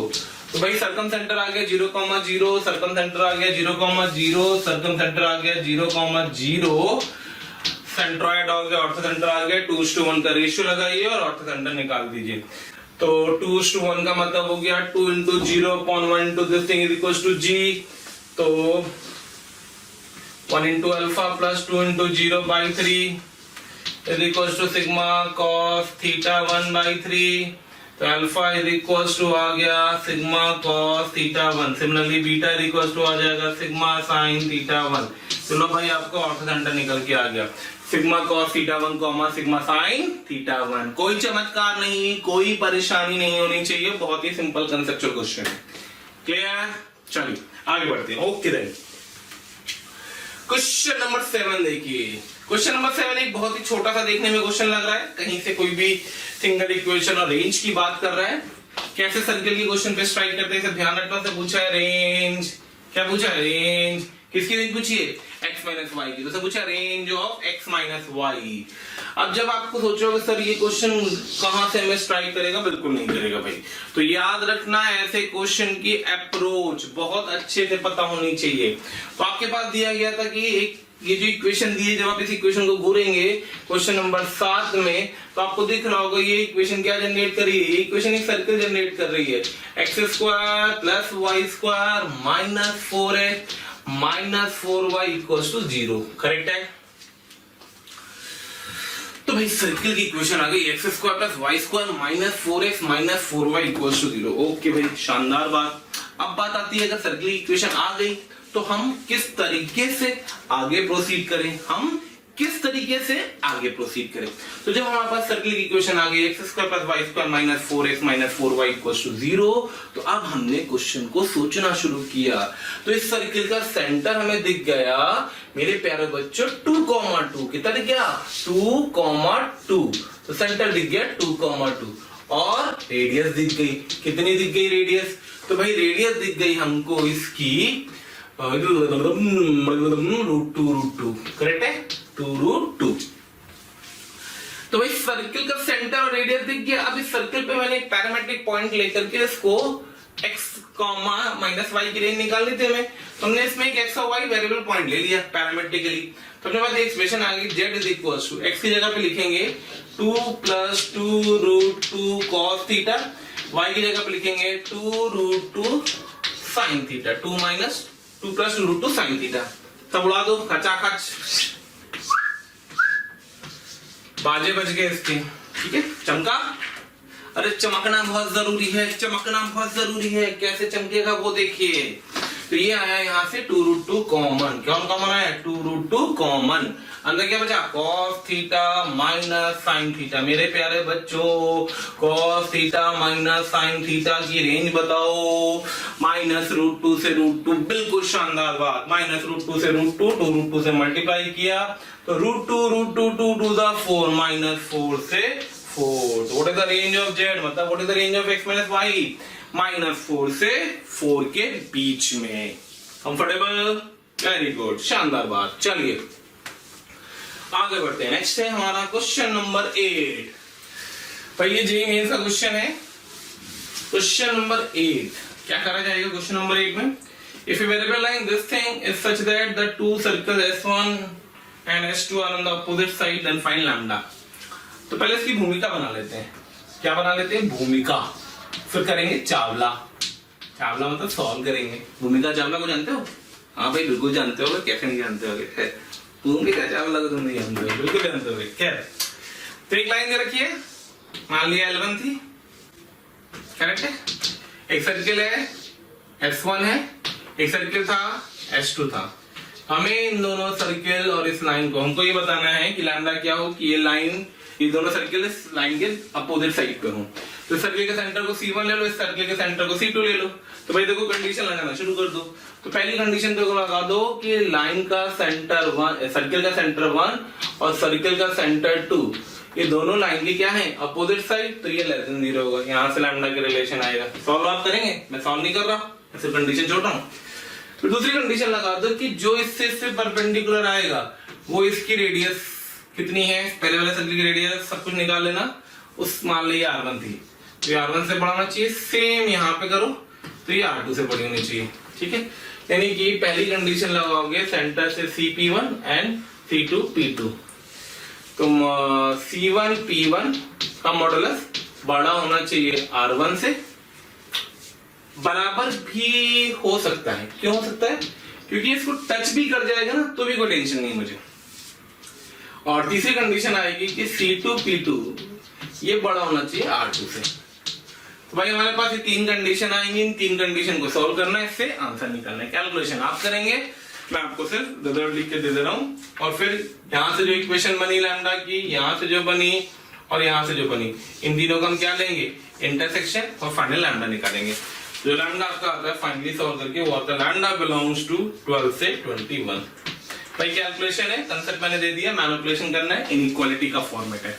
इनइक्वालिटी सॉल्व करना आता हो, कंडीशन मैंने भूमिका बना के दे दी, चावला आप कर लेंगे। पहली इनइक्वालिटी को सॉल्व करना लैम्डा आएगा, दूसरी इनइक्वालिटी को सॉल्व करना लैम्डा आएगा, तीसरी इनइक्वालिटी को सॉल्व करना लैम्डा आएगा, तीनों का क्या लेना, इंटरसेक्शन, तीनों का क्या लेना, इंटरसेक्शन, तो you get your value of lambda. कर लेंगे, ऐसा मैं एक्सपेक्ट कर रहा हूं कि आप ये कर लेंगे, कैलकुलेशन वाला पार्ट है, ठीक है। टाइम की शॉर्टेज की वजह से मैं पूरी कैलकुलेशन नहीं कर रहा हूं, ठीक है। चलिए आगे बढ़ते हैं। Okay, so my dear lovable students, आगे बढ़ते हैं। अब अपन नेक्स्ट आर्टिकल जो सर्किल में कवर करने जा रहे हैं, that is the line and a circle. क्या बात करने जा रहे हैं, एक लाइन की और एक सर्किल की। मतलब मेरे पास अगर एक सर्किल हो और एक लाइन है, ऐसे मैं पेन ले लेता हूं, करेक्ट है। तो एक लाइन और एक सर्किल में क्या क्या सिचुएशन आ सकती है, वो सोचना, लाइन बाहर हो सकती है, सर्किल को टच कर सकती है, सर्किल को कट कर सकती है, सर्किल के सेंटर से पास कर सकती है। That's the four position I have taken over here, दिख रहा होगा आपको। तो पहली पोजीशन ली मैंने, लाइन सर्किल के बाहर है, दूसरी पोजीशन ली लाइन सर्किल को टच कर रही है, तीसरी पोजीशन ली लाइन सर्किल को कट कर रही है, चौथी पोजीशन ली लाइन सर्किल के सेंटर से पास कर रही है, करेक्ट है। तो इसको कैसे इंटरप्रेट किया जाता है, क्या किया जाता है, वो सारी चीजों को कैलकुलेट करने के लिए सर्किल के सेंटर, सर्किल की इक्वेशन दे रखी है x² + y² = a², लाइन की इक्वेशन दे रखी है y = mx + c। मैंने सर्किल के सेंटर को c मान लिया, सर्किल के सेंटर को c मान लिया और ये परपेंडिकुलर ड्रॉ कर दिया, करेक्ट है, इसको p लिख दिया। तो ये है कंडीशन कि अगर मेरा जो सर्किल से ड्रॉप किया गया परपेंडिकुलर है, सर्किल से सेंटर से ड्रॉप किया गया लाइन के परपेंडिकुलर, अगर उसकी रेडियस से ज्यादा था तो लाइन आउटसाइड थी, बराबर था तो लाइन टच करेगी, छोटा था तो लाइन सीकेंड का काम करेगी, और अगर जीरो हो गया तो लाइन, अगर जीरो हो गया तो what is implies, line is diameter कहलाएगी। डायमीटर क्या कहलाएगी, diameter of circle. Line is the diameter of the circle. I repeat, mod CP। तो मॉड CP अगर r से रेडियस से ज्यादा है तो लाइन आउटसाइड होगी, रेडियस के बराबर है तो लाइन टच करेगी तो कंडीशन ऑफ टेंजेंसी कहलाएगी। Mod CP = r is the condition of tangency, correct है। मॉड CP अगर r से छोटा होगा, 0 से बड़ा होगा तो लाइन सीकेंड का काम करेगी, मतलब 2 पॉइंट पे कट करेगी, करेक्ट है। और अगर मॉड CP 0 के बराबर हो गया तो लाइन सीकेंड बोल सकते हो, उसको डायमीटर बोल सकते हो, क्योंकि वो कट भी करेगी और क्या करेगी, सेंटर से पास भी करेगी।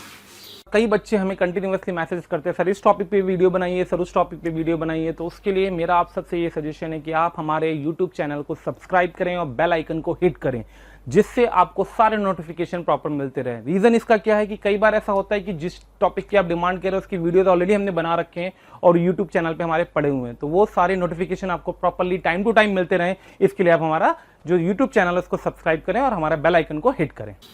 अब अगर मैं इन जनरल में कुछ नोट के पॉइंट बता रहा हूं, ध्यान से देखना।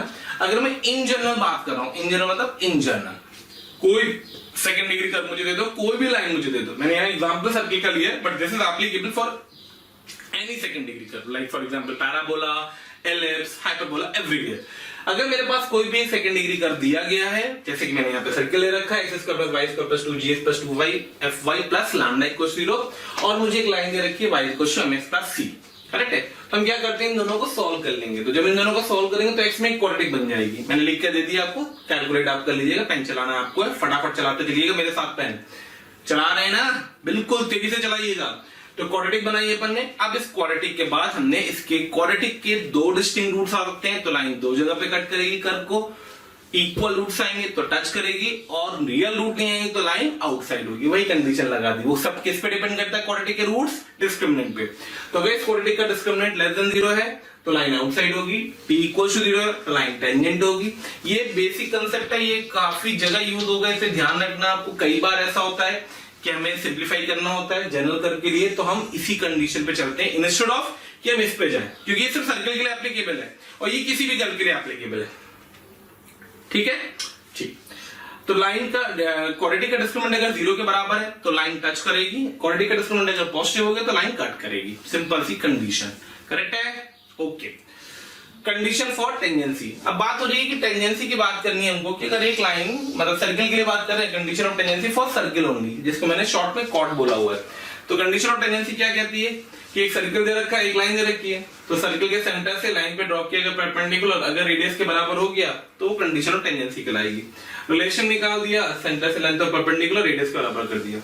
इसका रिवर्स भी होल्ड करता है।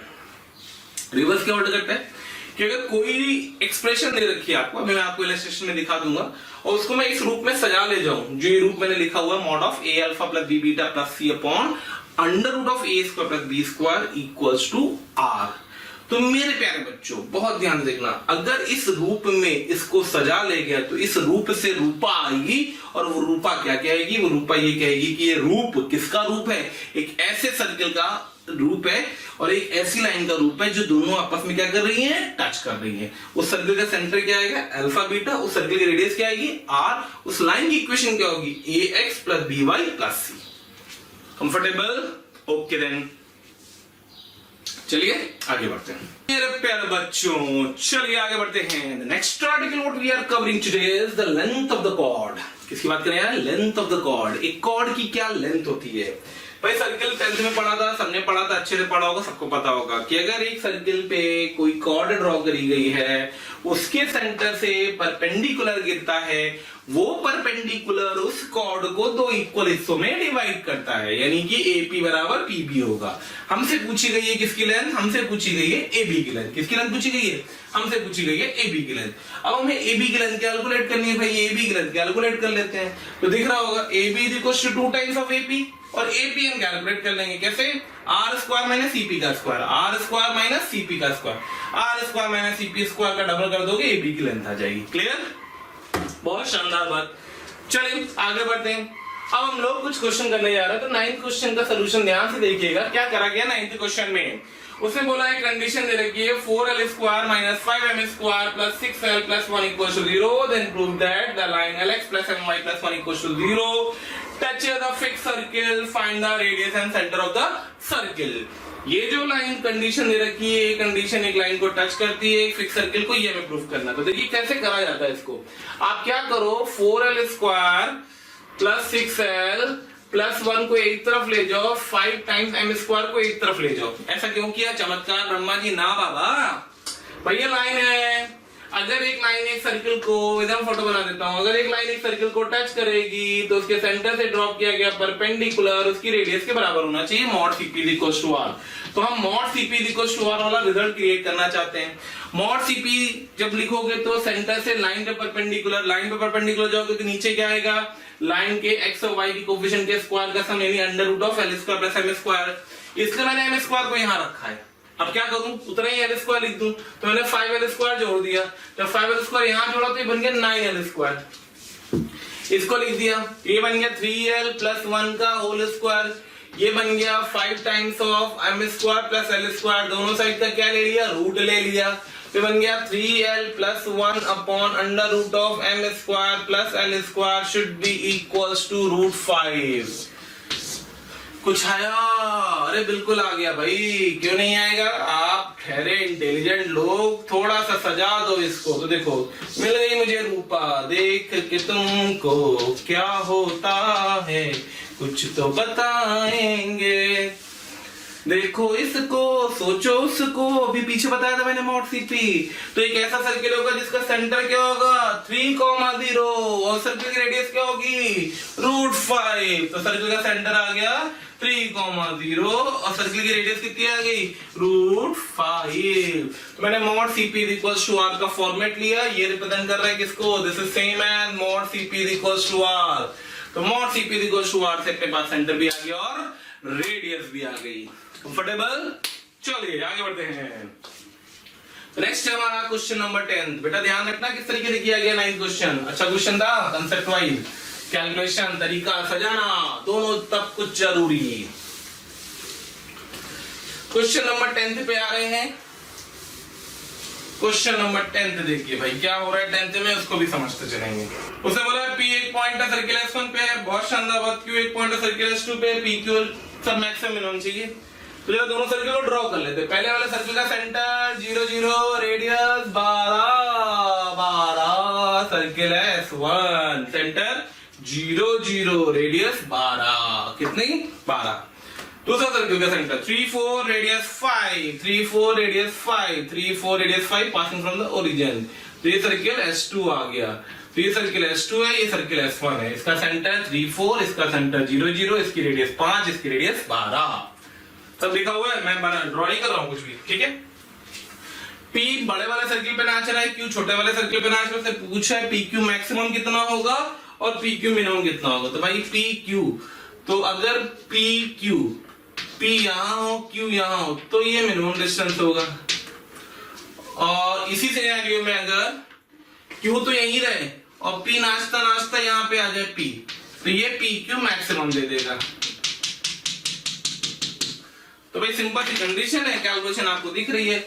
ये डिस्टेंस निकालना है तो इसकी रेडियस में से इसकी डायमीटर को माइनस कर दो, ये आ जाएगा। यानी PQ मिनिमम कितना होगा भाई देखिए, तो यहां से इसको ओम बोल देता हूं, इसको C1 बोल देता हूं, करेक्ट है?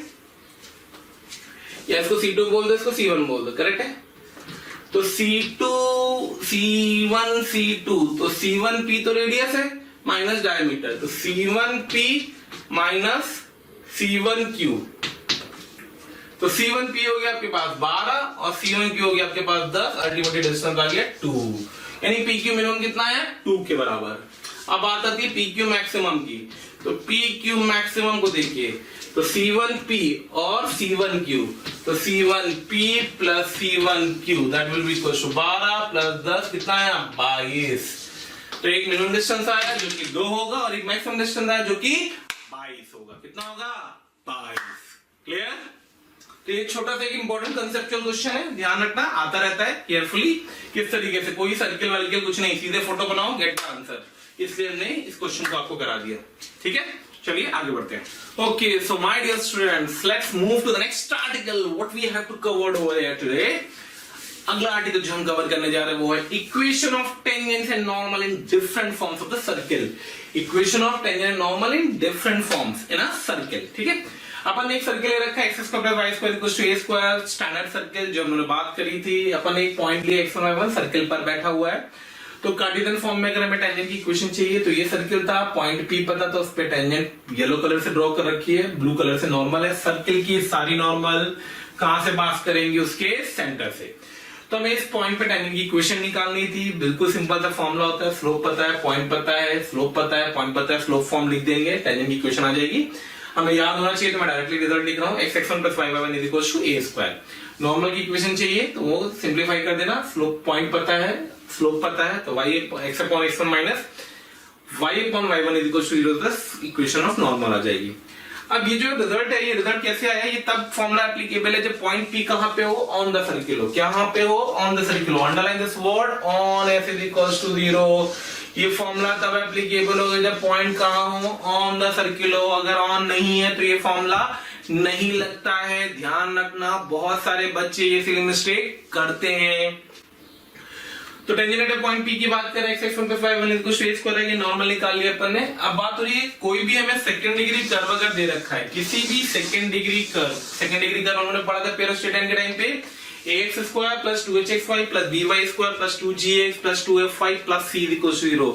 It might be parabola, it might be ellipse, it might be hyperbola, it might be circle, any of the them curve. अगर एक पॉइंट हमें दे रखा है जो कि कहां पे हो, P on f is equals to 0, P point हो, on f is equals to 0, curve पे बैठा हुआ है, तो उसकी टेंजेंट की इक्वेशन डायरेक्टली ऑब्टेन करी जा सकती है। डायरेक्टली ऑब्टेन करी जाती है कैसे, आइए देखें। ये x स्क्वायर था, किससे रिप्लेस हो गया, x1 से। ये y स्क्वायर था, किससे रिप्लेस हो गया, y1 से। तो सेम जो x स्क्वायर का टर्म होगा वो x1 से रिप्लेस होगा, जो y स्क्वायर का टर्म होगा वो y1 से रिप्लेस होगा, जो 2xy का टर्म होगा वो xy1 प्लस yx1 से रिप्लेस होगा, जो 2x का टर्म होगा वो x प्लस x1 से रिप्लेस होगा, जो 2y का टर्म होगा वो y प्लस y1, और कांस्टेंट में कोई चेंज नहीं आता है।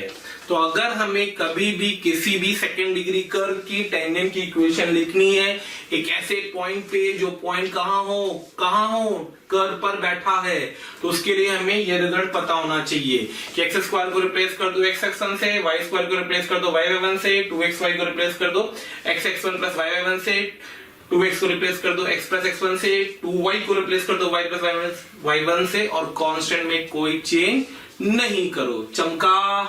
चमकना चाहिए, करेक्ट है। आगे बढ़ते हैं भाई, नेक्स्ट फॉर्म। तो next form is the parametric form. कौन सा फॉर्म, पैरामेट्रिक फॉर्म। तो पैरामेट्रिक फॉर्म में कुछ नहीं है, पैरामेट्रिक कोऑर्डिनेट लेने होते हैं। तो आपको पता है कि सर्किल अगर x square plus y square equals to a square है, तो इसके पैरामेट्रिक कोऑर्डिनेट क्या होंगे, बिल्कुल सोचिए, 0 plus r cos theta, 0 plus r sin theta. बहुत शानदार, r की जगह पे तो p के कोऑर्डिनेट हो गए a cos theta, a sin theta, यानी x1 आ गया a cos थीटा, y1 आ गया a sin थीटा। उठा करके चिपका दो, अच्छे से क्वेश्चन आ गई। x cos theta plus y sin theta is equal to a and y is equal to x tan theta. Photo मैंने बना रखी है, करेक्ट है। इसको हम लोग p थीटा से रिप्रेजेंट करते हैं। ये जो p थीटा रिप्रेजेंटेशन है, सब चीजें मैं क्लियरली बताता हूं। तो p theta representation indicating what? p theta representation indicating what? It indicates the coordinate of a point which is inclined at an angle of theta. Correct है। अगर मैं इसको p अल्फा लिख देता तो ये अल्फा होता है, अगर मैं p बीटा लिख देता तो ये बीटा एंगल पे हो जाता। नेक्स्ट फॉर्म आता है हमारा स्लोप फॉर्म, किसी लाइन का, टेंजेंट का, नॉर्मल का स्लोप फॉर्म। तो टेंजेंट ड्रॉ करिए, इसका स्लोप m ले रखा है, नॉर्मल ड्रॉ कर रखिए, इसका स्लोप m1 ले रखा है, और दोनों के बीच में रिश्ता 90 का, तो m1 तो -1 हो गया। क्लियर? करेक्ट। सर्कल पता है, मैंने मान ली टेंजेंट की इक्वेशन m स्लोप में थी y equals to mx plus lambda, तो हमारे लिए अननोन कौन है? लैम्डा। अब क्योंकि ये लाइन है और ये सर्कल है, तो इसके सेंटर से जो परपेंडिकुलर ड्रॉप हुआ होगा 110% इसकी रेडियस के बराबर होगा। तो मैंने कंडीशन ऑफ टेंजेंसी लगा दी, mod cp equals to r, किसको निकालने के लिए? लैम्डा निकालने के लिए। वहां से लैम्डा निकाल लिया, हो गया plus minus a under of 1 plus m square. अब बात आ रही है प्लस माइनस क्यों? आइए तो पहले मैं लिख देता हूं। तो टेंजेंट की इक्वेशन लिख दी, y equals to mx plus minus a under of 1 plus m square. तो आपके सामने सेम स्लोप की दो टेंजेंट दिखेंगी, एक टेंजेंट यहां दिखेगी और एक टेंजेंट यहां दिखेगी। ये दोनों आपस में कैसी होंगी? पैरेलल टेंजेंट्स होंगी। अगर आप इसका इंटरसेप्ट देख रहे होंगे तो पॉजिटिव आ रहा हो तो ये प्लस साइन के साथ बैठेगा, अगर आप इसका इंटरसेप्ट देख रहे होंगे तो ये नेगेटिव आएगा तो ये माइनस साइन के साथ बैठेगा। ठीक है, इसलिए सेम स्लोप की दो टेंजेंट होती हैं, किसमें? स्लोप फॉर्म में सर्किल की। ठीक है, नॉर्मल की बात करनी है, सेंटर से पास, ओरिजिन से पास में लाइन होती है y equals to mx plus c, m पता है m1 को रिप्लेस करके -1/m से, तो ये नॉर्मल की इक्वेशन आ गई। क्लियर? तो अपन ने कार्टेशियन फॉर्म पढ़ लिया, अपन ने पैरामेट्रिक रिजल्ट याद होने चाहिए, अपन ने स्लोप फॉर्म पढ़ लिया। तो यही same order I can follow in the chapter parabola, ellipse and hyperbola. Clear? तो ये सारे फॉर्म है जो आपको अच्छे से याद होने चाहिए। चलिए आगे बढ़ते हैं। ओके, तो बेटा अभी अपन ने कवर किए थे 3 form of tangent normal, the Cartesian form, the slope form and the parametric form. Slope form के बाद सबसे पहली चीज आती है पॉइंट ऑफ टेंजेंसी की। किसकी बात करने जा रहा हूं? पॉइंट ऑफ टेंजेंसी की। अगर एक लाइन है, उसको एक पॉइंट टेंजेंट टच कर रही, तो जो ये पॉइंट है टेंजेंसी का, वो क्या होता है? तो उसकी कोऑर्डिनेट्स आते हैं। अगर सर्किल अपने पास दे रखा है x square plus y square equals to a square and the tangent की इक्वेशन दे रखी है y इक्वल्स टू स्लोप दे रखा है टेंजेंट का m, तो जो पॉइंट ऑफ टेंजेंसी कोऑर्डिनेट है minus am upon under root of 1 plus m square plus a upon under root of 1 plus m square. अगर टेंजेंट की इक्वेशन थी y equals to mx plus a under root of 1 plus m square, तो coordinate आएंगे minus am plus a upon under root of 1 plus m square. और अगर वहां पे minus था तो यहाँ पे प्लस और माइनस हो जाएगा सेम कोऑर्डिनेट के साथ। क्लियर? साइन से बदल जाएंगे। अब बात आती है कि कैसे निकाले जाते हैं, तो इसके बहुत सारे मेथड होते हैं। इसमें 3 मेथड अपने लिख रखे हैं कि अगर अपने को सर्किल पता है, अपने को टेंजेंट पता है, तो मैं सेंटर से फुट ऑफ एल्टीट्यूड की कोऑर्डिनेट निकाल सकता हूँ। फॉर्मूला अपन ने पढ़ रखा है स्ट्रेट लाइन के टाइम पे, मैं रिपीट नहीं करूंगा। इस सर्किल को इस टेंजेंट की लाइन के साथ सॉल्व कर लो। अगर दोनों को सॉल्व करेंगे तो पी की कोऑर्डिनेट जो बहुत ही कैलकुलेटिव है, कृपया कोशिश ना करें, बिल्कुल ना करें, चमत्कार हो जाएगा और आप चमत्कारी हो जाएंगे। बेस्ट मेथड है या तो फर्स्ट से कर लेना या फिर थर्ड से कर लेना। थर्ड क्या कहता है कि आप m स्लोप की टेंजेंट की इक्वेशन लिख दो स्लोप फॉर्म की और गिवन लाइन के साथ कंपेयर कर दो। तो 2 लाइन अभी अपन क्वेश्चन करेंगे, उसमें आपको मैं दिखा दूंगा कंपैरिजन कैसे किया जाता है। ठीक है, तो इनमें से कोई भी मेथड अप्लाई करके आप पॉइंट ऑफ टेंजेंसी निकाल सकते हैं। बट मेरा आपसे सजेशन है, कृपया इसको रट्टे डालें, बिल्कुल रट्टे डालें, क्योंकि मैंने आपको पहले दिन ही बोला था कोऑर्डिनेट ज्योमेट्री मतलब रिजल्ट रटने पड़ेंगे।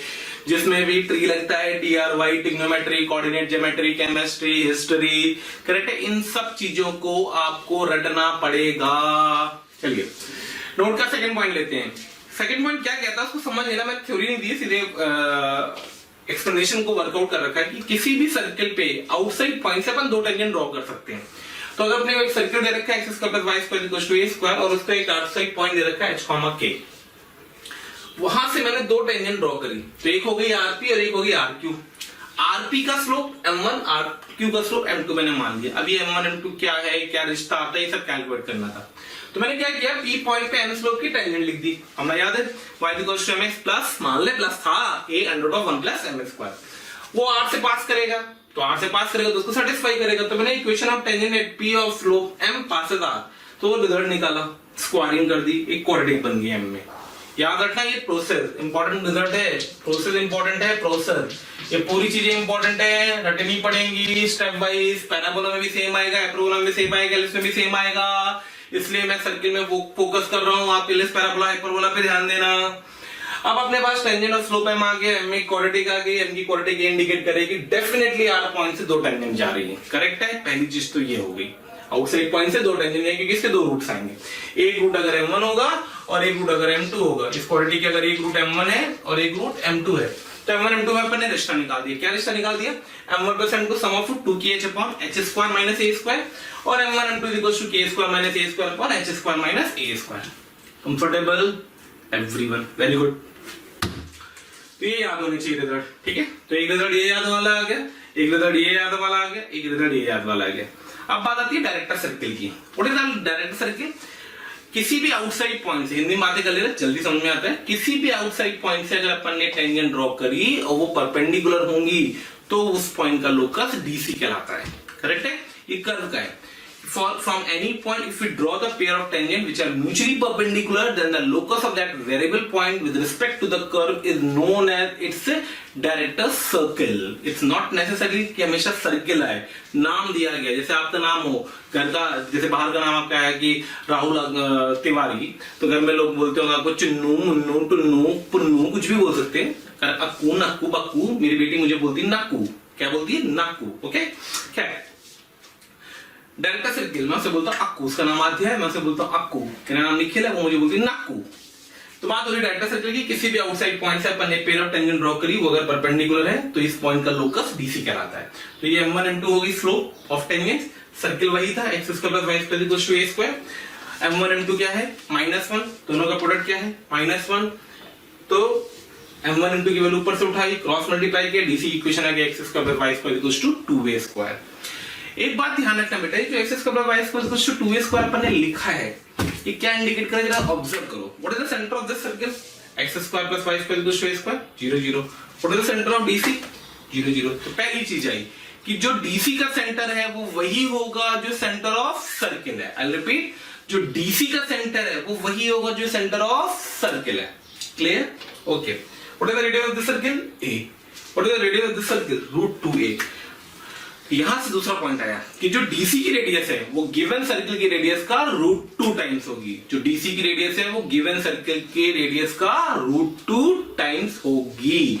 तो this is the result which required for director circle. Comfortable? तो चलिए मेरे राहुल, मेरी आकांक्षा जी, मेरी इच्छा जी, मेरी आरती जी, चलिए आगे बढ़ते हैं और नेक्स्ट आर्टिकल पे वर्कआउट करते हैं। चलिए मेरे प्यारे बच्चों आगे बढ़ते हैं। तो जैसे कि पेपर ने पढ़ा था equation of tangent normals in different forms, हम कुछ उसी पे इलस्ट्रेशंस लेकर के आए और आइए उन सारे क्वेश्चन को वन बाय वन ऑब्जर्व करते हैं। ठीक, तो सबसे पहले मैं बात करने जा रहा हूं क्वेश्चन नंबर 11 की। क्वेश्चन नंबर 11 को ध्यान से देखना, इसने क्या कहा है? If a line y equals to mx plus c, इनके सॉल्यूशंस के तरीके को सीखना बेटा। कोऑर्डिनेट ज्योमेट्री में सबसे इंपॉर्टेंट जो चीज है बेटा वो यही है कि how you can solve the question very fast. ठीक है, if a line y equals to mx plus c, the tangent to the circle this thing and it's perpendicular to L1, where L1 is the tangent to the circle this thing at 1/√2, 1/√2, then the point prove that c square plus 4c plus 7 equals to 0। ये जो prove that लिखा हुआ है बेटा, ये one of the option था जो JEE mains का क्वेश्चन था, मैंने इसको सीधे prove that उठा लिया जो करेक्ट आंसर था। तो क्या कहा गया सबसे पहले वो देखिए, if a line this is a tangent to the circle this thing, तो एक सर्किल दिया गया है, ठीक है, x माइनस 3 का होल स्क्वायर प्लस का y स्क्वायर इक्वल्स टू 1, और इस सर्किल पे एक लाइन टेंजेंट का काम कर रही है। ठीक है, लाइन की इक्वेशन दे रखी है y equals to mx plus c। थोड़ा सा छोटी सी फोटो बनाते हैं जिससे सिंप्लीफिकेशन करना आसान होता है हमारे लिए। ये जो लाइन है, मान ले मैं इसको l लिख देता हूं, तो उसने दे रखा है l परपेंडिकुलर टू L1 है। l क्या है? l L1 के परपेंडिकुलर है। और L1 क्या है? तो L1 एक दूसरे सर्किल पे, ये लाइन लिखी हुई है L1 के बारे में। L1 is a tangent to the circle this at the point 1/√2, 1/√2। खचाक। तो सबसे पहले हमें ये देखना है कि L1 की इक्वेशन क्या है। तो L1 टेंजेंट है, L1 भी टेंजेंट है। कौन टेंजेंट है? L1 टेंजेंट है। अब की बार L1 किस सर्किल पे टेंजेंट है? x square plus y square equals to 1 पे। तो मान ले मैं फोटो ऐसे बना देता हूं, x square plus y square equals to 1, जरूरी नहीं फोटो ऐसी बने। ठीक है, तो L1 is a tangent to the circle again। कौन से सर्किल पे? x square plus y square equals to 1 पे। तो सबसे पहले बात आती है कि X square plus Y square equal to 1 जो सर्कल दे रखा है उस पर टेंजेंट की इक्वेशन निकालनी किस पॉइंट पे 1/√2, 1/√2। मैंने आपको बताया था जो अपन ने फॉर्मूले पढ़े हैं वो फॉर्मूले तब एप्लीकेबल होंगे जब वो पॉइंट कहां हो, वो पॉइंट सर्किल पर हो। तो सबसे पहले आप चेक करिए क्या ये वाला पॉइंट इस सर्किल को सेटिस्फाई करेगा। आइए रख करके देखते हैं। 1/√2 का होल स्क्वायर 1/2, 1/√2 का होल स्क्वायर 1/2, 1/2 प्लस 1/2 1 यानी सेटिस्फाई करेगा। यानी ये पॉइंट 1/√2, 1/2 यहीं बैठा होगा और ये हमारी L1 को रिप्रेजेंट कर रहा होगा। क्लियर? तो सबसे पहले मैंने आपसे बोला L1 निकाल लो, तो आइए L1 निकाल लेते हैं। तो L1 की इक्वेशन आएगी, this is the equation of tangent to this circle at the point 1/√2, 1/2। Formula क्या होता है? x into x1 that will be equals to 1/√2।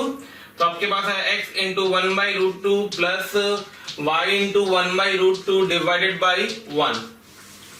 1/√2 equals to 1। ठीक है, तो यहां से हमारे पास L1 की इक्वेशन आएगी that is equals to x plus y is equals to √2। कोई कंफ्यूजन बिल्कुल नहीं है। अब उसने बोल रखा है कि जो L है वो परपेंडिकुलर है किसके? L1 के। तो जो L की इक्वेशन आएगी वो क्या आएगी? तो इसके परपेंडिकुलर की इक्वेशन क्या होती है? वो होती है x minus y is equals to let us assume lambda. Correct है? अब जो L1 दे रखी थी, जो L दे रखी है वो दे रखी है y is equals to mx plus c। तो यहां से अगर मैं इन दोनों को कंपेयर करूंगा तो यहां से हमारे पास m is equals to आ जाएगा y is equals to mx plus c से कंपेयर कर रहा हूं मैं इसको। तो m is equals to आ जाएगा -1, sorry m is equals to आ जाएगा +1 और c is equals to आ जाएगा lambda, minus lambda. In fact c is equals to क्या आ जाएगा? Minus lambda. ठीक है, अब जो L है वो इस पे सर्किल पे टेंजेंट है तो कंडीशन ऑफ टेंजेंसी लगा दो। क्या लगा दो? Condition of tangency. ये लाइन अगर इस सर्किल को टच करेगी तो apply the condition of tangency. हमने कंडीशन ऑफ टेंजेंसी लगा दी। किस पे लगाई है? पहले वाले सर्किल पे। किस लाइन के रिस्पेक्ट में? इसके। क्या होता है? Mod Cp is equals to R। Mod Cp is equals to R जिसको हम लोग बोलते हैं condition of tangency. Mod Cp is equals to R। इस पॉइंट को मैं P बोल दे रहा हूं। तो mod Cp is equals to R की कंडीशन लगी, मतलब इसके सेंटर से इस लाइन पे, ये ध्यान रखना, ये इस लाइन पे परपेंडिकुलर जो होगा वो रेडियस के बराबर होगा। तो 3,0 से इस पे परपेंडिकुलर ड्रॉप करो। तो 3,0 बाई रूट खचाखच 2 should be equals to R which is equals to 1। Clear? Clear? बस कुछ नहीं करना है। तो अब इसके आप क्या करो? स्क्वायरिंग कर दो। तो यहां से आ गया आपके पास c स्क्वायर प्लस का 6c प्लस का 9 इक्वल्स टू 4। अल्टीमेटली आ गया c स्क्वायर प्लस का 6c प्लस का 5। कहीं कैलकुलेशन गलत कर रहे हैं अपन। x माइनस 3 का whole square plus y square है। सेंटर सर्किल सही ले रखा है अपन ने। Let me check the equation of circle. ये गलत दिखा है अपन ने। यहाँ पे आएगा c स्क्वायर प्लस 6c और प्लस 7। करेक्ट है? क्योंकि यहाँ पे अपन ने 2 ले रखा है। तो ये 2 करेंगे तो यहाँ पे 7 आएगा बेटा और इक्वल टू 0 हो जाएगा। ठीक है, तो ये करेक्शन था। c square plus 6c plus 7 हमें प्रूफ करना था इक्वल टू 0। कुछ नहीं करना है। सबसे पहले क्या कंसेप्ट किया अपन ने? L1 निकाली, equation of tangent to a circle at a point on the circle, उसके परपेंडिकुलर लाइन की इक्वेशन लिखी, उसको गिवन लाइन से कंपेयर किया, m और c की वैल्यूज आ गई। अब वो लाइन दूसरे सर्किल पे टेंजेंट थी तो कंडीशन ऑफ टेंजेंसी लगा दी, mod Cp equals to R। Clear है? तो ये जे में सा क्वेश्चन। ठीक है, चलिए आगे देखते हैं। अरे भैया बड़ो आगे, चलो तो भाई नेक्स्ट क्वेश्चन देखते हैं। क्या कह रहा है नेक्स्ट क्वेश्चन? नेक्स्ट क्वेश्चन कह रहा है the tangent and normal lines at √3,1 to the circle this thing. देखो भाई, जब भी टेंजेंट, नॉर्मल, सर्किल, पॉइंट, ये 4 चीजें दी गई हैं तो हमें टेंजेंट निकालना है, नॉर्मल निकालना है किसी पॉइंट पे, किसी सर्किल के, तो वो चेक कर लो वो पॉइंट सर्किल पे है या नहीं है। तो √3,1 को इसको सेटिस्फाई करो। 3 + 1 4 ये नहीं सेटिस्फाई कर रहा है, यानी कि ये तो श्योर हो गया कि ये पॉइंट इस सर्किल पे होगा। And x axis form a triangle. तो भाई देखिए बहुत सिंपल सा क्वेश्चन है। क्वेश्चन नंबर 12 क्या कह रहा है वो कह रहा है एक सर्किल है, सर्किल की equation x² + y² = 4, x² + y² = 4। उस पे एक पॉइंट दे रखा है, पॉइंट की कोऑर्डिनेट √3,1, उस पे एक टेंजेंट ड्रॉ करी गई है। ये टेंजेंट आ गई, ठीक है। और ये नॉर्मल आ गई, टेंजेंट थोड़ा सा चाहो तो आगे खींच दो और ये बड़ा नॉर्मल आ गई। सर्किल की सारी नॉर्मल कहां से पास करती हैं? सेंटर से पास करती हैं, करेक्ट है। तो ये सेंटर है इसका, ये वो पॉइंट पी हो गया, करेक्ट है। इसको मान लिया मैंने पी दे रखा था, एज्यूम करो P equals to √3,1 and X axis. तो एक ट्रायंगल का एरिया जनरेट करना है, कौन सा? ये नॉर्मल, ये टेंजेंट और एक्स एक्सेस। तो ये हमारी एक्स एक्सेस हो गई, ये हमारी टेंजेंट हो गई, ये हमारी नॉर्मल हो गई। तो हमें इस ट्रायंगल का एरिया निकालना है। ज्यादा आसान क्वेश्चन नहीं था, फटाफट करते हैं सेकेंड्स में। इस पॉइंट के कोऑर्डिनेट बोलो खट्टा से √3,1, बहुत शानदार बात। तो √3,1 पता, ये पता नहीं, हाइट तो आ चुकी ट्रायंगल की, बेस निकालना है। बेस निकालना मतलब टेंजेंट का ये वाला पॉइंट ऑफ इंटरसेक्शन निकालना है। तो आइए टेंजेंट का ये पॉइंट ऑफ इंटरसेक्शन निकाल देते हैं। तो आप टेंजेंट की इक्वेशन लिख दीजिए बस पी पे। तो इस सर्किल की टेंजेंट की equation eight the point P √3x + y = 4। Done. x1 + y1 = a। तो वो कंडीशन लगा दी, उससे a के कोऑर्डिनेट निकाल दिए। यहां से क्या करना है? y को 0 पुट करना है। y 0 पुट कर दिए, x की वैल्यू आ गई 4/√3। तो x की वैल्यू आ गई 4/√3। अब हमें चाहिए a के कोऑर्डिनेट आ चुके हैं, p के कोऑर्डिनेट आ चुके हैं, o के कोऑर्डिनेट आ चुके हैं। तो एरिया ऑफ द ट्रायंगल चाहिए। तो एरिया ऑफ द ट्रायंगल क्या होगा? Half base. बेस कितना है? 4/√3 इनटू हाइट। हाइट कितनी? 2√3 नहीं 1 करेक्ट है। हाइट कितनी है इसकी? 1 आएगी। तो हाइट 1 आ गई, हाफ बेस इनटू हाइट।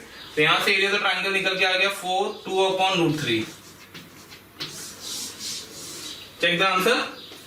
तो answer should be equal to 2/√3। 2/√3 correct है। ज्यादा सिंपल सा क्वेश्चन था, बहुत डायरेक्ट क्वेश्चन था। चलिए आगे बढ़ते हैं, नेक्स्ट क्वेश्चन। किसी भी जगह पे आपको कोई भी डाउट लगता है, इमीडिएटली पॉज किया कीजिए, उसको नोट किया कीजिए। इन क्वेश्चन को अटेंड करने का भी तरीका होता है कि आप चाहे तो अपना वीडियो को स्टॉप कर सकते हैं, डिपेंड्स, आपके पास चॉइस है। डिपेंड, तो आप सॉल्व करें, उसके बाद आंसर को मैच करें, सोल्यूशन को देखें, ठीक है। आइए आगे बढ़ते हैं क्वेश्चन नंबर 13 की तरफ। क्योंकि अभी मैं थोड़े से वीडियोस बनाऊंगा होपफुली, जो होंगे एडवांस के बेसिस पे, एडवांस के एग्जाम्स के लिए। उसमें मैं आपको यही दूंगा, मैं कुछ क्वेश्चन सॉल्व करूंगा और उनके वीडियोस बना के डालूंगा। तो जब आप क्वेश्चंस को देखेंगे तो आप ऐसे देखिएगा कि एक क्वेश्चन लिखा होगा, फिर आप उसको अटेम्प्ट करिएगा, वीडियो स्टॉप करके, उसके बाद दोबारा आप उसको प्रोसीड करिएगा, ठीक है, सोल्यूशन देखने के लिए। Come to the question number 13। If the line x + 2y = 1 meet the coordinates say that a and b, a circle is drawn through a and b and origin. Find the sum of the perpendicular distances from a and b on the tangent to the circle at origin.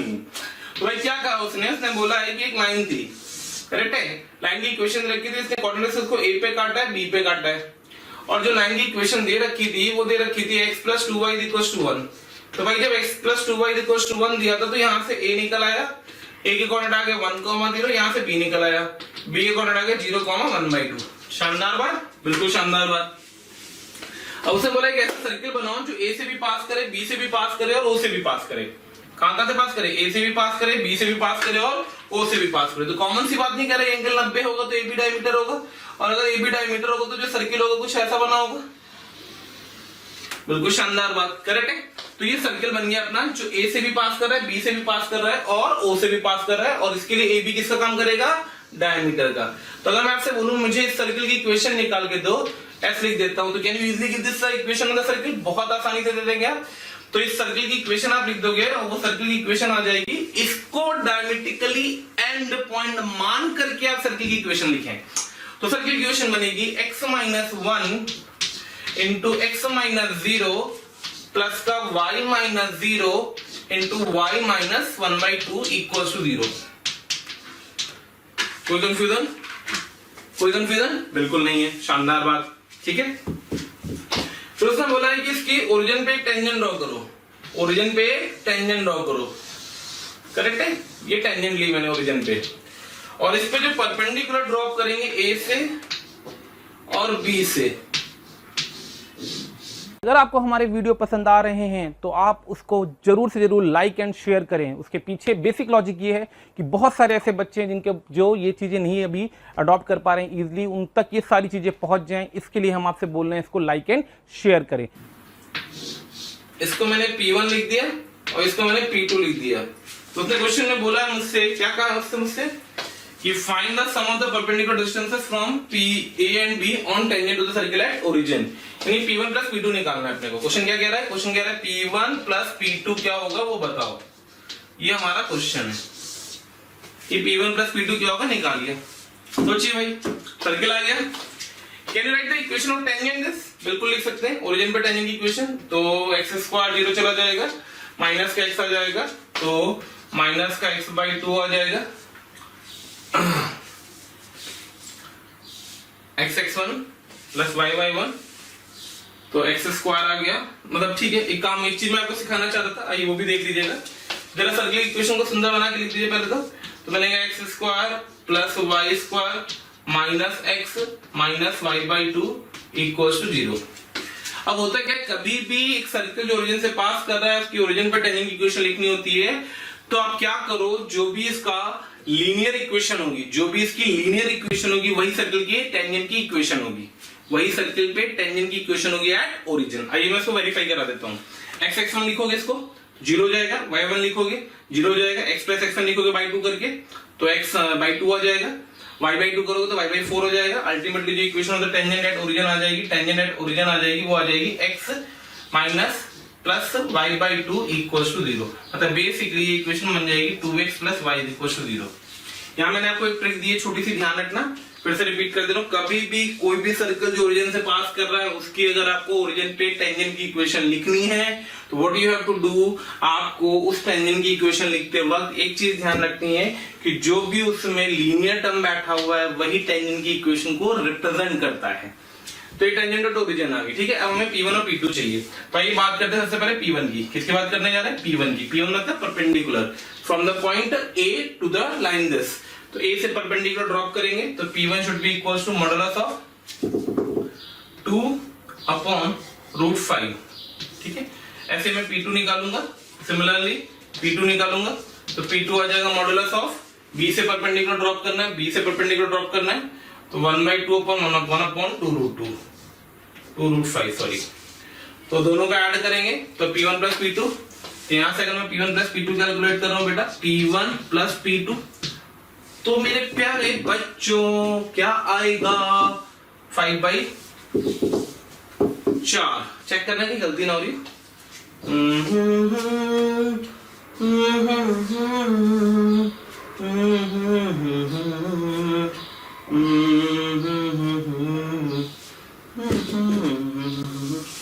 तो दोनों का सम करेंगे 2/√5 plus 1/2/√5 तो 2/√5 नीचे आ जाएगा, 2/√5 आ जाएगा, ऊपर आ जाएगा 4 और 1 5, तो आंसर आ जाएगा √5/2। कितना आंसर आया? √5/2। ये मेंस का क्वेश्चन था, let me check the answer. √5/2 option तो है भाई करेक्ट आंसर, √5/2। तो क्या किया गया है, किस तरीके से किया गया है, कंसेप्ट को समझिएगा। अच्छा क्वेश्चन है, सिंपल क्वेश्चन है, बढ़िया क्वेश्चन है, ठीक है। चलिए आगे बढ़ते हैं। तो नेक्स्ट क्वेश्चन जो मैं कवर करने जा रहा हूँ वो 14 की जगह पे पहले मैं 15 कर रहा हूँ। 15 करने के बाद 14 करूंगा क्योंकि 14 थोड़ा सा स्पेस ज्यादा लेगा। फंडा क्लियर था ये वाला लास्ट क्वेश्चन का? बहुत शानदार बात। तो भाई देखिए, हर्ष बाबू, चिरंजीव जी, आकांक्षा जी, कंफर्टेबल। आइए come to the question number 15। 15 को देखते हैं। तो क्वेश्चन नंबर 15 से क्या कह रहा है? क्वेश्चन नंबर 15 कह रहा है the tangent are drawn to the circle S1। एक सर्किल दिया गया S1, x² + y² = a²। Let us assume the circle है x² + y² = a²। एक सर्किल है x² + y² = b²। Let us assume x² + b² y² + b² ऐसा होगा। कोई फर्क नहीं पड़ता है, आप नीचे वाले को b की रेडियस वाला ले लो, ऊपर को a की रेडियस वाला ले लो। मैंने एक रैंडम फोटो ली है S2 और S1 की, ठीक है। उससे बोला tangents are drawn to the right angle to each other. दोनों सर्किल पे टेंजेंट ड्रॉ करी गई, वो टेंजेंट आपस में कैसी हैं? परपेंडिकुलर। देखो उसकी one of the beautiful photo. अगर मैंने पहले वाले सर्किल पे टेंजेंट ये ड्रॉ कर दी और दूसरे वाले सर्किल पे टेंजेंट ये ड्रॉ कर दी, करेक्ट है। तो इसको मैं T2 लिख देता हूं, इसको मैं T1 लिख देता हूं। तो ये देखो दोनों आपस में परपेंडिकुलर है। उसने बोला find the locus of their point of intersection. तो हमें इसका लोकस निकालना है। भैया हम क्या कर रहा हूं वो समझना बेटा। मैं बहुत ही सिंपल, आप बोल लोगे सर आप तो स्पेशल केस है, अरे भाई लोकस से स्पेशल केस से भी आएगा, सेटिस्फाई करेगा। हमें मेंस में आंसर को फटाफट निकालना है। तो उसने बोला था दो टेंजेंट हो परपेंडिकुलर, तो मैंने दोनों के इस तरीके से टेंजेंट ड्रॉ कर ली कि परपेंडिकुलर। अब ये घूमता रहेगा, मान लो टेंजेंट ऐसे आएगी तो ये ऐसे जाएगी, ऐसे आएगी तो ऐसे जाएगी, तो बनेगा तो सर के लिए तो श्योर है, कॉमन सेंस। मान लो नाम दिया होता ऑप्शंस में सर्किल, पैराबोला, एलिप्स, हाइपरबोला, तो 200% मैं क्या आंसर टिक करता, सर्किल टिक करता। बात आती कैसे निकाला जाता था, ये उसको कैलकुलेट कर लेते हैं। यहां से यहां तक का डिस्टेंस OP होगा, इस डिस्टेंस की रेडियस A थी, इस डिस्टेंस की रेडियस B थी, और अगर ये डिस्टेंस B था तो ये भी डिस्टेंस B ही होगा।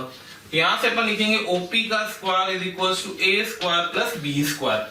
OP का स्क्वायर मतलब H square plus K square is equal to A square plus B square. तो यहां से हमारे पास लोकस निकल के आ गया, वही सर्किल आएगा, और सर्किल क्या आएगा, X square plus Y square is equal to A square plus B square.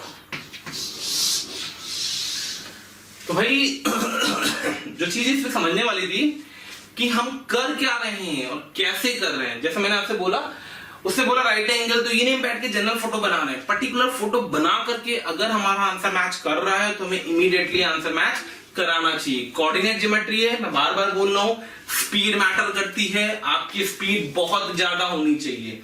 चलिए क्लियर है, कंफर्टेबल, ओके देन आगे बढ़ते हैं। Next question, question number 14। हाँ भाई, तो हम लोग बात कर रहे हैं क्वेश्चन नंबर 14 की। एक्चुअली मैं सोच रहा हूँ सर आपने इतना सारी जगह, इतना सारा टाइम क्यों लिया, मतलब इतनी सारा स्पेस क्यों ले रहे हैं क्वेश्चन नंबर 14 को सॉल्व करने का। रीजन इज वन ओनली कि ये कंप्लीट फुल लेंथ प्रॉब्लम है, इसमें कोई भी एक हिस्सा आ सकता है, दो पार्ट आ सकते हैं, कुछ भी आ सकता है। उससे पहले बोला है find the equation the tangent passes 7 4 to the circle x square plus y square minus 6x plus 4y minus 3 equals to 0। तो भाई ये सर्किल दिया हुआ था, क्वेश्चन नंबर 14 का हम लोग, ठीक है।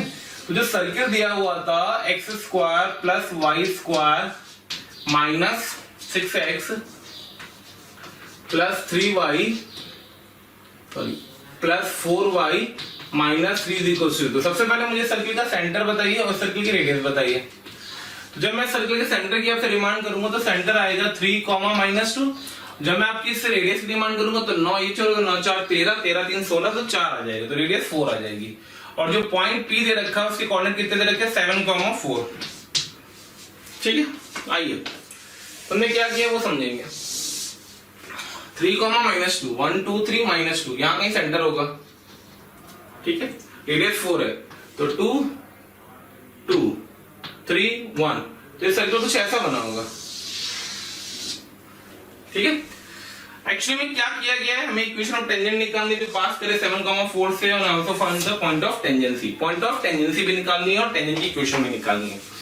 ये वो क्वेश्चन है जिसमें वो पॉइंट आप ध्यान दें 7, 4 को सेटिस्फाई नहीं करेगा, रख करके देख लेना। यहां से मैं दिखा दे रहा हूं, तो ये था अपने पास 3, सेंटर जो था इसका वो था 3, -2, ठीक है। रेडियस 4 जुड़ेगी तो ये पॉइंट आ जाएगा अपने पास कितना, 7, -2, और इसको ऊपर लेके ऐसे चले जाओगे तो ये जो पॉइंट है ये पॉइंट मिल जाएगा आपका 7, यहां से यहां तक का डिस्टेंस आप देख रहे होगे, 4 रेडियस से 2 ये कवर करेगा, 2 ये कवर करेगा, मुझे 4 पे जाना है तो 2 और कवर करेगा, तो यहां कहीं ये पॉइंट होगा और इससे कोऑर्डिनेट हो जाएंगे 7, 4।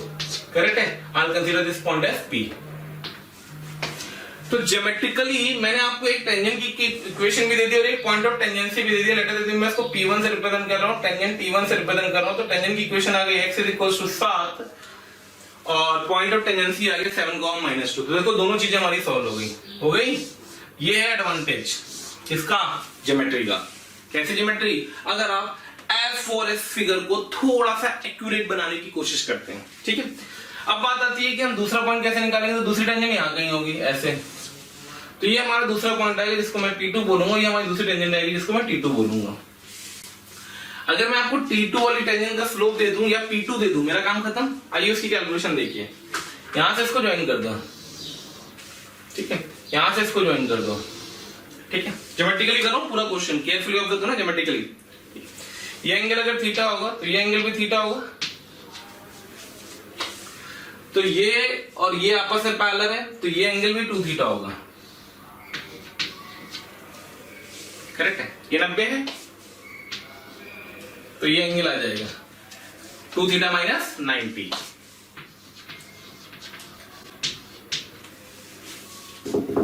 डन।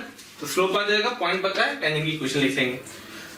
ये पता है थीटा अगर आ गया तो हम पैरामेट्रिकली इतने डिस्टेंस पे जाकर के 2 थीटा पे इसके कोऑर्डिनेट P2 लिख देंगे। तो बात आती है how to calculate tan theta. तो tan थीटा यही फोटो से देखिए। तो अगर आप फोटो से tan थीटा देखेंगे तो आपके पास जो tan थीटा आएगा वो आएगा ये डिस्टेंस अपॉन ये डिस्टेंस। तो P1 upon C1P, P1 upon CP1। P1 का मतलब हो गया 6/4, तो अल्टीमेटली आ गया 3/2। और हमें बात करनी है tan 2 थीटा की, तो यहां से हम tan 2 थीटा का फॉर्मूला लगाएंगे। तो tan 2 थीटा हमारा निकल के आएगा 2 tan theta 2 into 3/2 upon 1 minus tan square theta 9/4। तो यहां से tan 2 थीटा निकल के आ जाएगा and that tan 2 theta should be come out to be, 2 से 2 कट गया 3 आ जाएगा, 4 आ जाएगा, 12 माइनस का 12/5 आ जाएगा tan 2 थीटा। अब अगर tan 2 थीटा आ गया माइनस का 12/5, tan 2 थीटा आ गया माइनस का 12/5, तो ये एंगल मुझे पता चल चुका है इससे इतने डिस्टेंस पे। तो यहां से मैं tan 2 थीटा का हमें पता है, तो हम P2 के जब कोऑर्डिनेट लिखेंगे तो P2 के कोऑर्डिनेट क्या लिख रहे हैं, P2 कोऑर्डिनेट लिख रहे हैं हम पैरामेट्रिकली लिख रहे हैं, इस पॉइंट से इतने डिस्टेंस पे ऊपर जाके P2 के कोऑर्डिनेट लिखना। तो 3 + 4 cos 2 theta comma -2 + 4 sin 2 theta. अब अगर आपके पास tan 2 थीटा निगेटिव था तो इतना तो श्योर है कि sin 2 थीटा पॉजिटिव होगा और cos 2 थीटा निगेटिव होगा, ये भी श्योर है, करेक्ट है। ये निगेटिव आएगा और वो पॉजिटिव आएगा। 12/5 है तो ये बन जाएगा आपका 12/13 और ये बन जाएगा 5/13। यहां से आपके पास P2 के कोऑर्डिनेट आ जाएंगे। P2 के कोऑर्डिनेट क्या आ जाएंगे, P2 के कोऑर्डिनेट आ जाएंगे 3 माइनस 20/13 कॉमा -2 + 48/13। सिंप्लीफाई कर दीजिएगा, P2 के कोऑर्डिनेट आ जाएंगे, जो भी आ जाएंगे कैलकुलेशन मैं छोड़ रहा हूं। P2 आते ही आप P2 से आप P2 लिख देंगे। T2 आ गया मतलब टेंजेंट सेकंड आ गई, पॉइंट सेकंड आ गया, टेंजेंट फर्स्ट आ गई, पॉइंट फर्स्ट आ गया। तो ये जो क्वेश्चन किया है मैंने आपको, ये एक फुल लेंथ प्रॉब्लम है। इसका कोई भी एक हिस्सा मतलब आउटसाइड पॉइंट से अगर टेंजेंट निकालनी होती है तो ज्योमेट्रिकली कैसे करते हैं मैं वो बात कर रहा हूं। बिना ज्योमेट्रिकली अगर आपको करना है तो इसका एक मेथड 2 भी होता है। उसमें क्या करना, इस पॉइंट से m स्लोप की टेंजेंट लिखना और इस सर्कल से कंडीशन ऑफ टेंजेंसी लगा देना। कंडीशन ऑफ टेंजेंसी लगाओगे m की 2 वैल्यूज आएंगी, एक इन्फिनेटिव आएगी और एक ये वाली आएगी जो इसका स्लोप होगा, जो कि यहाँ पे आपको दिख जाएगा 5/12 या 12/5 कुछ आता है, 5/12 शायद आएगा। कंफर्टेबल है। तो इस तरीके से मैंने आपको टेंजेंट नॉर्मल पे कुछ क्वेश्चन करा दी। चलिए अब आगे बढ़ते हैं। ओके सो मेरे प्यारे बच्चों, चलिए आगे बढ़ते हैं। The next article what we are covering over here is equation of the chord joining P alpha and Q beta। Circle याद रखना, जितने भी रिजल्ट्स बोर्ड पे लिखे हैं अगला जो मैं आगे कराऊंगा उसके लिए सबके लिए सर्किल मैं स्टैंडर्ड ले रहा हूं। वो सर्किल अपने पास है x² + y² = a²। इस स्टैंडर्ड सर्किल के रिस्पेक्ट में मैं सारी बातें करूंगा, इस स्टैंडर्ड सर्किल के रिस्पेक्ट में सारे डेरिवेशन करूंगा, इस स्टैंडर्ड सर्किल के रिस्पेक्ट में सब कुछ आपको बताने जा रहा हूं। करेक्ट है। चलिए, तो सर्किल दिया गया था आपको x² + y² = a²। अब बात आती है कि जब सर्किल मिला तो मैं बहुत सारी चीजें हमारे दिमाग में आती है, क्या होगा, कैसे होगा, सब कुछ। तो सबसे पहले बात आती है equation of the chord joining P alpha and Q beta। बात आ रही है what is the meaning of P alpha and Q beta of this particular circle. तो इस सर्किल पे मैंने 2 पॉइंट ले रखे हैं, P alpha और Q beta, इससे बनने वाली कॉर्ड की इक्वेशन। तो क्या मैं आपसे P alpha और Q beta के कोऑर्डिनेट एक्सपेक्ट कर सकता हूं? बिल्कुल कर सकता हूं। P alpha का कोऑर्डिनेट क्या होगा, a cos alpha, a sin alpha, और Q beta का कोऑर्डिनेट क्या होगा, a cos beta and b sin beta। Clear? क्या 2 पॉइंट पता है तो लाइन की इक्वेशन निकाल लेंगे, 2D का फॉर्मूला लगा 2 पॉइंट फॉर्मूला लगा करके बिल्कुल लगा लेंगे। तो ये डेरिवेशन आ जाता है और इसकी इक्वेशन आती है x/a cos of alpha + beta/2 + y/a sin of alpha + beta/2 = cos of alpha - beta/2। मेरा आपसे सजेशन है कि सारे रिजल्ट को ऐसे ही याद रखना, क्योंकि ये सेम रिजल्ट हम लोग वापस आगे चल करके वर्कआउट करेंगे एलिप्स के अंदर, हाइपरबोला के अंदर। तो जब मैं उस समय बताऊंगा तो आपको ये रिकॉल करना कंफर्टेबल रहेगा। क्लियर? फिर नेक्स्ट पॉइंट हमारे पास आता है लेंथ ऑफ द टेंजेंट। किसी भी आउटसाइड पॉइंट से अगर किसी सर्किल पे हमने टेंजेंट ड्रॉ करी तो इसकी कुछ लेंथ आती है। फोटो में देखिए पीटी को रिप्रेजेंट कर रहा है, लेंथ ऑफ द टेंजेंट। ये रेडियस के बराबर है, ये P point alpha comma beta है, सर्किल का सेंटर 0,0 है, तो पाइथागोरस थ्योरम लगा देंगे तो एलटी की वैल्यू हो जाएगी √of alpha square plus beta square minus a square. अभी जो alpha square plus beta square minus a square, इसको हम थोड़ा सा लिखने का ढंग है। तो अगर मैं सर्किल की इक्वेशन को एक्सप्रेशन बनाना चाहूं तो इस इक्वेशन को माइनस ए स्क्वायर लिख करके इक्वल टू 0 लिख देता हूं। अब ये जो माइनस का ए स्क्वायर लिखा तो जिसका लेफ्ट हैंड साइड बैठा हुआ है x square plus Y square minus a square, इसमें अगर आप अल्फा बीटा रखेंगे तो आपकी ये एक्सप्रेशन बन के आ जाएगी alpha square plus beta square minus a square. तो इसलिए मैं इसको एस ऑफ पी का रिप्रेजेंटेशन देता हूं। तो लेंथ ऑफ टेंजेंट का फॉर्मूला होता है √of S of P. Comfortable? Okay, important result है, ध्यान रखना। फिर बात है power of a point with respect to a circle. Power of a point का मतलब क्या होता है? किसी आउटसाइड पॉइंट से अगर हमने ऐसी कॉर्ड्स ड्रॉ करी हैं जो इसको पी ए पे कट करी, बी पे कट करी, डी पे कट करी, ई पे कट करी है, तो 10th में आपने एक थ्योरम पढ़ी होगी P into P B equal to P D into P is equal to P T square, जो मैंने बोर्ड पे ऊपर लिख रखी है। तो ये पावर ऑफ पॉइंट कहलाता है। क्या कहलाता है? P A into P B, P D into P, ये सब power of point of point P है with respect to the circle S. Correct है? पावर ऑफ पॉइंट क्या होता है? एस ऑफ पी के बराबर होता है। अब उससे बोला है पावर ऑफ पॉइंट पॉजिटिव होगा, नेगेटिव होगा, 0 होगा according as point P lies outside. अगर आउटसाइड हुआ तो एस ऑफ पी हमने पढ़ रखा था पोजीशन ऑफ पॉइंट वाला concept, S of P positive होता है, P point outside, S of P 0 होता है, P point on, S of P negative होता है, पी पॉइंट इनसाइड। तो वही इसने यहाँ पे लॉजिक दे दिया। फिर बात आती है equation of the chord of a circle with a given middle point. किसी सर्किल जिसका मिडिल पॉइंट पता है, ये सारे रिजल्ट्स इंपॉर्टेंट है, ध्यान रखना। पावर ऑफ पॉइंट भी इंपॉर्टेंट है, मस्ट रिमेंबर, ठीक है। तो कोई कॉर्ड की इक्वेशन निकालनी है, ए बी कॉर्ड की, जिसका मिडिल पॉइंट पता है। ये जनरल है, जनरल मतलब पैराबोला में भी ये लगेगी, एलिप्स में भी ये लगेगी, हाइपरबोला में भी ये लगेगी। करेक्ट है? तो ये जनरल अपने पास है। क्लियर? तो अगर मुझे एम पॉइंट पता है x1 y1 तो मुझे ए बी की इक्वेशन चाहिए। सर्किल पता है, ये सेंटर पता है, रेडियस पता है, इस लाइन का स्लोप आ जाएगा cm का, इसके परपेंडिकुलर का स्लोप आ जाएगा, एम पॉइंट पता है, लाइन की इक्वेशन लिख लोगे। उसका फॉर्मूला था t = s। This is the learning way. t is the tangent expression at the point m on the circle s is equal to 0 and s1 is same as s of p अगर मैं point p को satisfy कर। देखिए मैंने नीचे लिख भी दिया है। t क्या रिप्रेजेंट कर रहा है? टेंजेंट की एक्सप्रेशन। इस सर्किल की इस पॉइंट पे टेंजेंट की एक्सप्रेशन बोलो तो आप बोलोगे x1 + y1 - a स्क्वायर। इस पॉइंट की इस सर्किल पे एक्सप्रेशन बोलो तो पॉइंट सर्किल की एक्सप्रेशन हो जाएगी x1 square + y1 square - a square. तो t = s1 is the standard result with a chord with a given middle point। Clear है? चलिए आगे बढ़ते हैं। ओके, चलिए तो मेरे प्यारे बच्चों आगे बढ़ते हैं। The next article what we are covering today is equation of chord of contact of a circle, of a parabola, of an ellipse, of an hyperbola, anything। कुछ भी हो, कोई भी कर्व हो, सर्किल हो, पैराबोला, ऐसा कोई इक्वेशन का फॉर्मेट इसी तरीके से डिराइव होता है। तो किसी भी आउटसाइड पॉइंट से जो आप पेयर ऑफ टेंजेंट ड्रॉ कर रहे हैं पी ए और पी बी, तो ए और बी को जो ज्वाइन करने वाली लाइन होती है वो कहलाती है हमारी chord of contact. Chord of contact short में क्या बोलते हैं? COC। डेरिवेशन इसका वाहियात है, महावाहियात है। I am not going to discuss about the derivation of this one, I just have to be right on the equation of AB। क्या आती है? वो आती है x1 + y1 - a स्क्वायर = 0। आप लोगों ने ये इक्वेशन पहले भी देख रखी थी, बिल्कुल देख रखी थी। उसका फॉर्मेट क्या हुआ मैं आपको एक्सप्लेन कर रहा हूँ। इसको याद करने के लिए हम लोग COC AB क्या होती है? AB is the chord of contact of the circle S = 0 with respect to the point P x1 y1। ठीक है, वो आती है x1 + y1 - a square = 0। Formula लिख लेते हैं COC = AB, T = 0। याद करने का तरीका क्योंकि टेंजेंट की इक्वेशन हमें याद होती है। ये जो इक्वेशन 1 है हमारी, इस इक्वेशन 1 को हम लोग 3 तरीके से दिमाग में रखेंगे। पहले यही इक्वेशन टेंजेंट की होती है, यही इक्वेशन कॉर्ड ऑफ कॉन्टैक्ट की होती है और यही इक्वेशन पोलर की होती है। Polar is not in our syllabus, तो ठीक है मैं उसका ज्यादा डिस्कशन बिल्कुल नहीं करूंगा, बस मेंशन करके मैंने छोड़ दिया। बात आती है टेंजेंट की, तो x1 + y1 - a square = 0 is the equation of tangent. बिल्कुल है, कब है? जब पॉइंट P कहां हो? उस सर्किल पे हो। अगर ये पॉइंट यहां बैठ गया तो जो टेंजेंट बनेगी उसकी इक्वेशन ये होगी। तो equation 1 x1 + y1 - a square = 0 will represent a tangent when P lies on S = 0। P lies on S = 0। Correct है?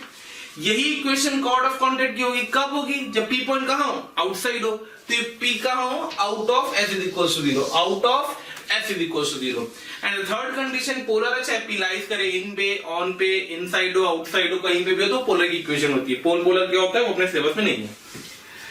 फिर एक पॉइंट आता है इंपॉर्टेंट है, ध्यान रखना है इसको, रिजल्ट की तरफ भी याद रखना, याद होना चाहिए, मतलब याद होना चाहिए, ठीक है। कि अगर हमने पी आर अल्फा और क्यू बीटा पे टेंजेंट ड्रॉ करी तो उन्होंने मीट किया एच कॉमा के पे, तो एच और के की कोऑर्डिनेट अल्फा बीटा के टर्म्स पे निकालना है। कैसे करते हैं ये थोड़ा सा मैं डेरिवेशन समझा देता हूं आपको। अपने आप में एक कंसेप्ट है छोटा सा, तो इसकी इक्वेशन का डेरिवेशन होता कैसे वो समझ लीजिएगा। हाँ भाई, तो बात कर रहे हैं कि अगर हमने P पॉइंट से दो टेंजेंट, P पॉइंट से टेंजेंट ड्रॉ करी है, P R and P Q, तो R अल्फा और Q बीटा के रिस्पेक्ट में जो पॉइंट ऑफ इंटरसेक्शन आ रहा है उसकी क्या कोऑर्डिनेट होंगे, कैसे निकलते हैं वो सब चीजें। तो जरा ध्यान से ऑब्जर्व करना, तो P के रिस्पेक्ट में RQ COC होगी और RQ chord joining P alpha and Q beta होगी। तो दोनों की इक्वेशन को हम लोग यहाँ इंटरप्रेट कर रहे हैं, ठीक है। क्या कर रहे हैं, इंटरप्रेट कर रहे हैं। कैसे इंटरप्रेट कर रहे हैं ये देखते हैं। तो सबसे पहले हमने बात करी RQ, वर्क कैसे कर रही है, COC। तो अगर इस पॉइंट के रिस्पेक्ट में इस सर्किल की ये COC थी तो इसकी इक्वेशन बन जाएगी HX plus KY is equals to A square. Equation 1 लिख करके छोड़ दिया। और ऐसे ही दोबारा मैंने RQ को देखा तो मैंने देखा ये कॉर्ड है। कॉर्ड कौन सी, जो R अल्फा और Q बीटा को ज्वाइन करती है। इसकी इक्वेशन क्या होगी, तो इसकी इक्वेशन हो जाएगी x cos alpha plus beta by 2 प्लस y sine alpha plus beta by 2 is equals to cos of alpha minus beta by 2 by a। इसकी इक्वेशन 2 डाल दिया। 1 एंड 2 सील में कंपेयर कर दो। ये भी RQ को रिप्रेजेंट कर रही है, ये भी RQ को रिप्रेजेंट कर रही है, और दोनों अगर RQ की इक्वेशन है दोनों को कंपेयर करोगे तो H और K की कोऑर्डिनेट निकल के आ जाएंगे, जो कि याद होने चाहिए। A cos alpha plus beta by 2 upon cos alpha minus beta by 2, A sin alpha plus beta by 2 upon sin alpha minus beta by 2, ठीक है। Next article what we are covering is equation of the pair of tangents. ये भी general concept है हमारा। General मतलब Alice parabola hyperbola सब में ये लगेगा, ठीक है। तो किसी भी आउटसाइड पॉइंट से अगर अपन ने पेयर ऑफ टेंजेंट ड्रॉ करी किसी सर्किल पे PA and PB, circle equation x square plus y square minus a square, और मैंने दो टेंजेंट ड्रॉ करी P एंड PB, तो PA और PB की जो जॉइंट इक्वेशन आएगी, PA और PB की जो जॉइंट इक्वेशन आएगी, PA एंड PB की जो जॉइंट इक्वेशन आएगी उसका फॉर्मेट होता है S1 equals to t square. Again I am not going for the derivation. S1 equals to t square, where S क्या है, सर्किल की एक्सप्रेशन, S1 क्या है, सर्किल की expression eight the point P, T क्या है, टेंजेंट की expression eight the point P to the circle this thing। तो S1 is equal to t square the joint equation of pair of tangents, ठीक है। तो मेरे प्यारे बच्चों आज हम लोग पहला लेक्चर यहीं पे फिनिश करते हैं। नेक्स्ट लेक्चर में मैं यहीं से इसके इलस्ट्रेशन से स्टार्ट करूंगा और अच्छे से इनको रिवाइज करके कल हम लोग दोबारा मिलते हैं। तब तक के लिए धन्यवाद, थैंक यू। खुश रहिए, स्वस्थ रहिए, मस्त रहिए। डियर स्टूडेंट्स, आपका जितना प्यार और स्नेह हमें मिल रहा है उससे हमारी मोशन की टीम पूरी तरीके से बहुत ज़्यादा मोटिवेटेड है और आपके लिए दिन रात मेहनत करके बहुत अच्छा कंटेंट बनाने की पूरी तरीके से लगी हुई है। अगर आपको लगता है कि जो यहाँ पे हम वीडियो दे रहे हैं इसके आपको डिटेल्स वीडियोस चाहिए, मटेरियल चाहिए, तो उसके लिए आप हमें कॉल कर सकते हैं 1800 2121 799। Thank you so much.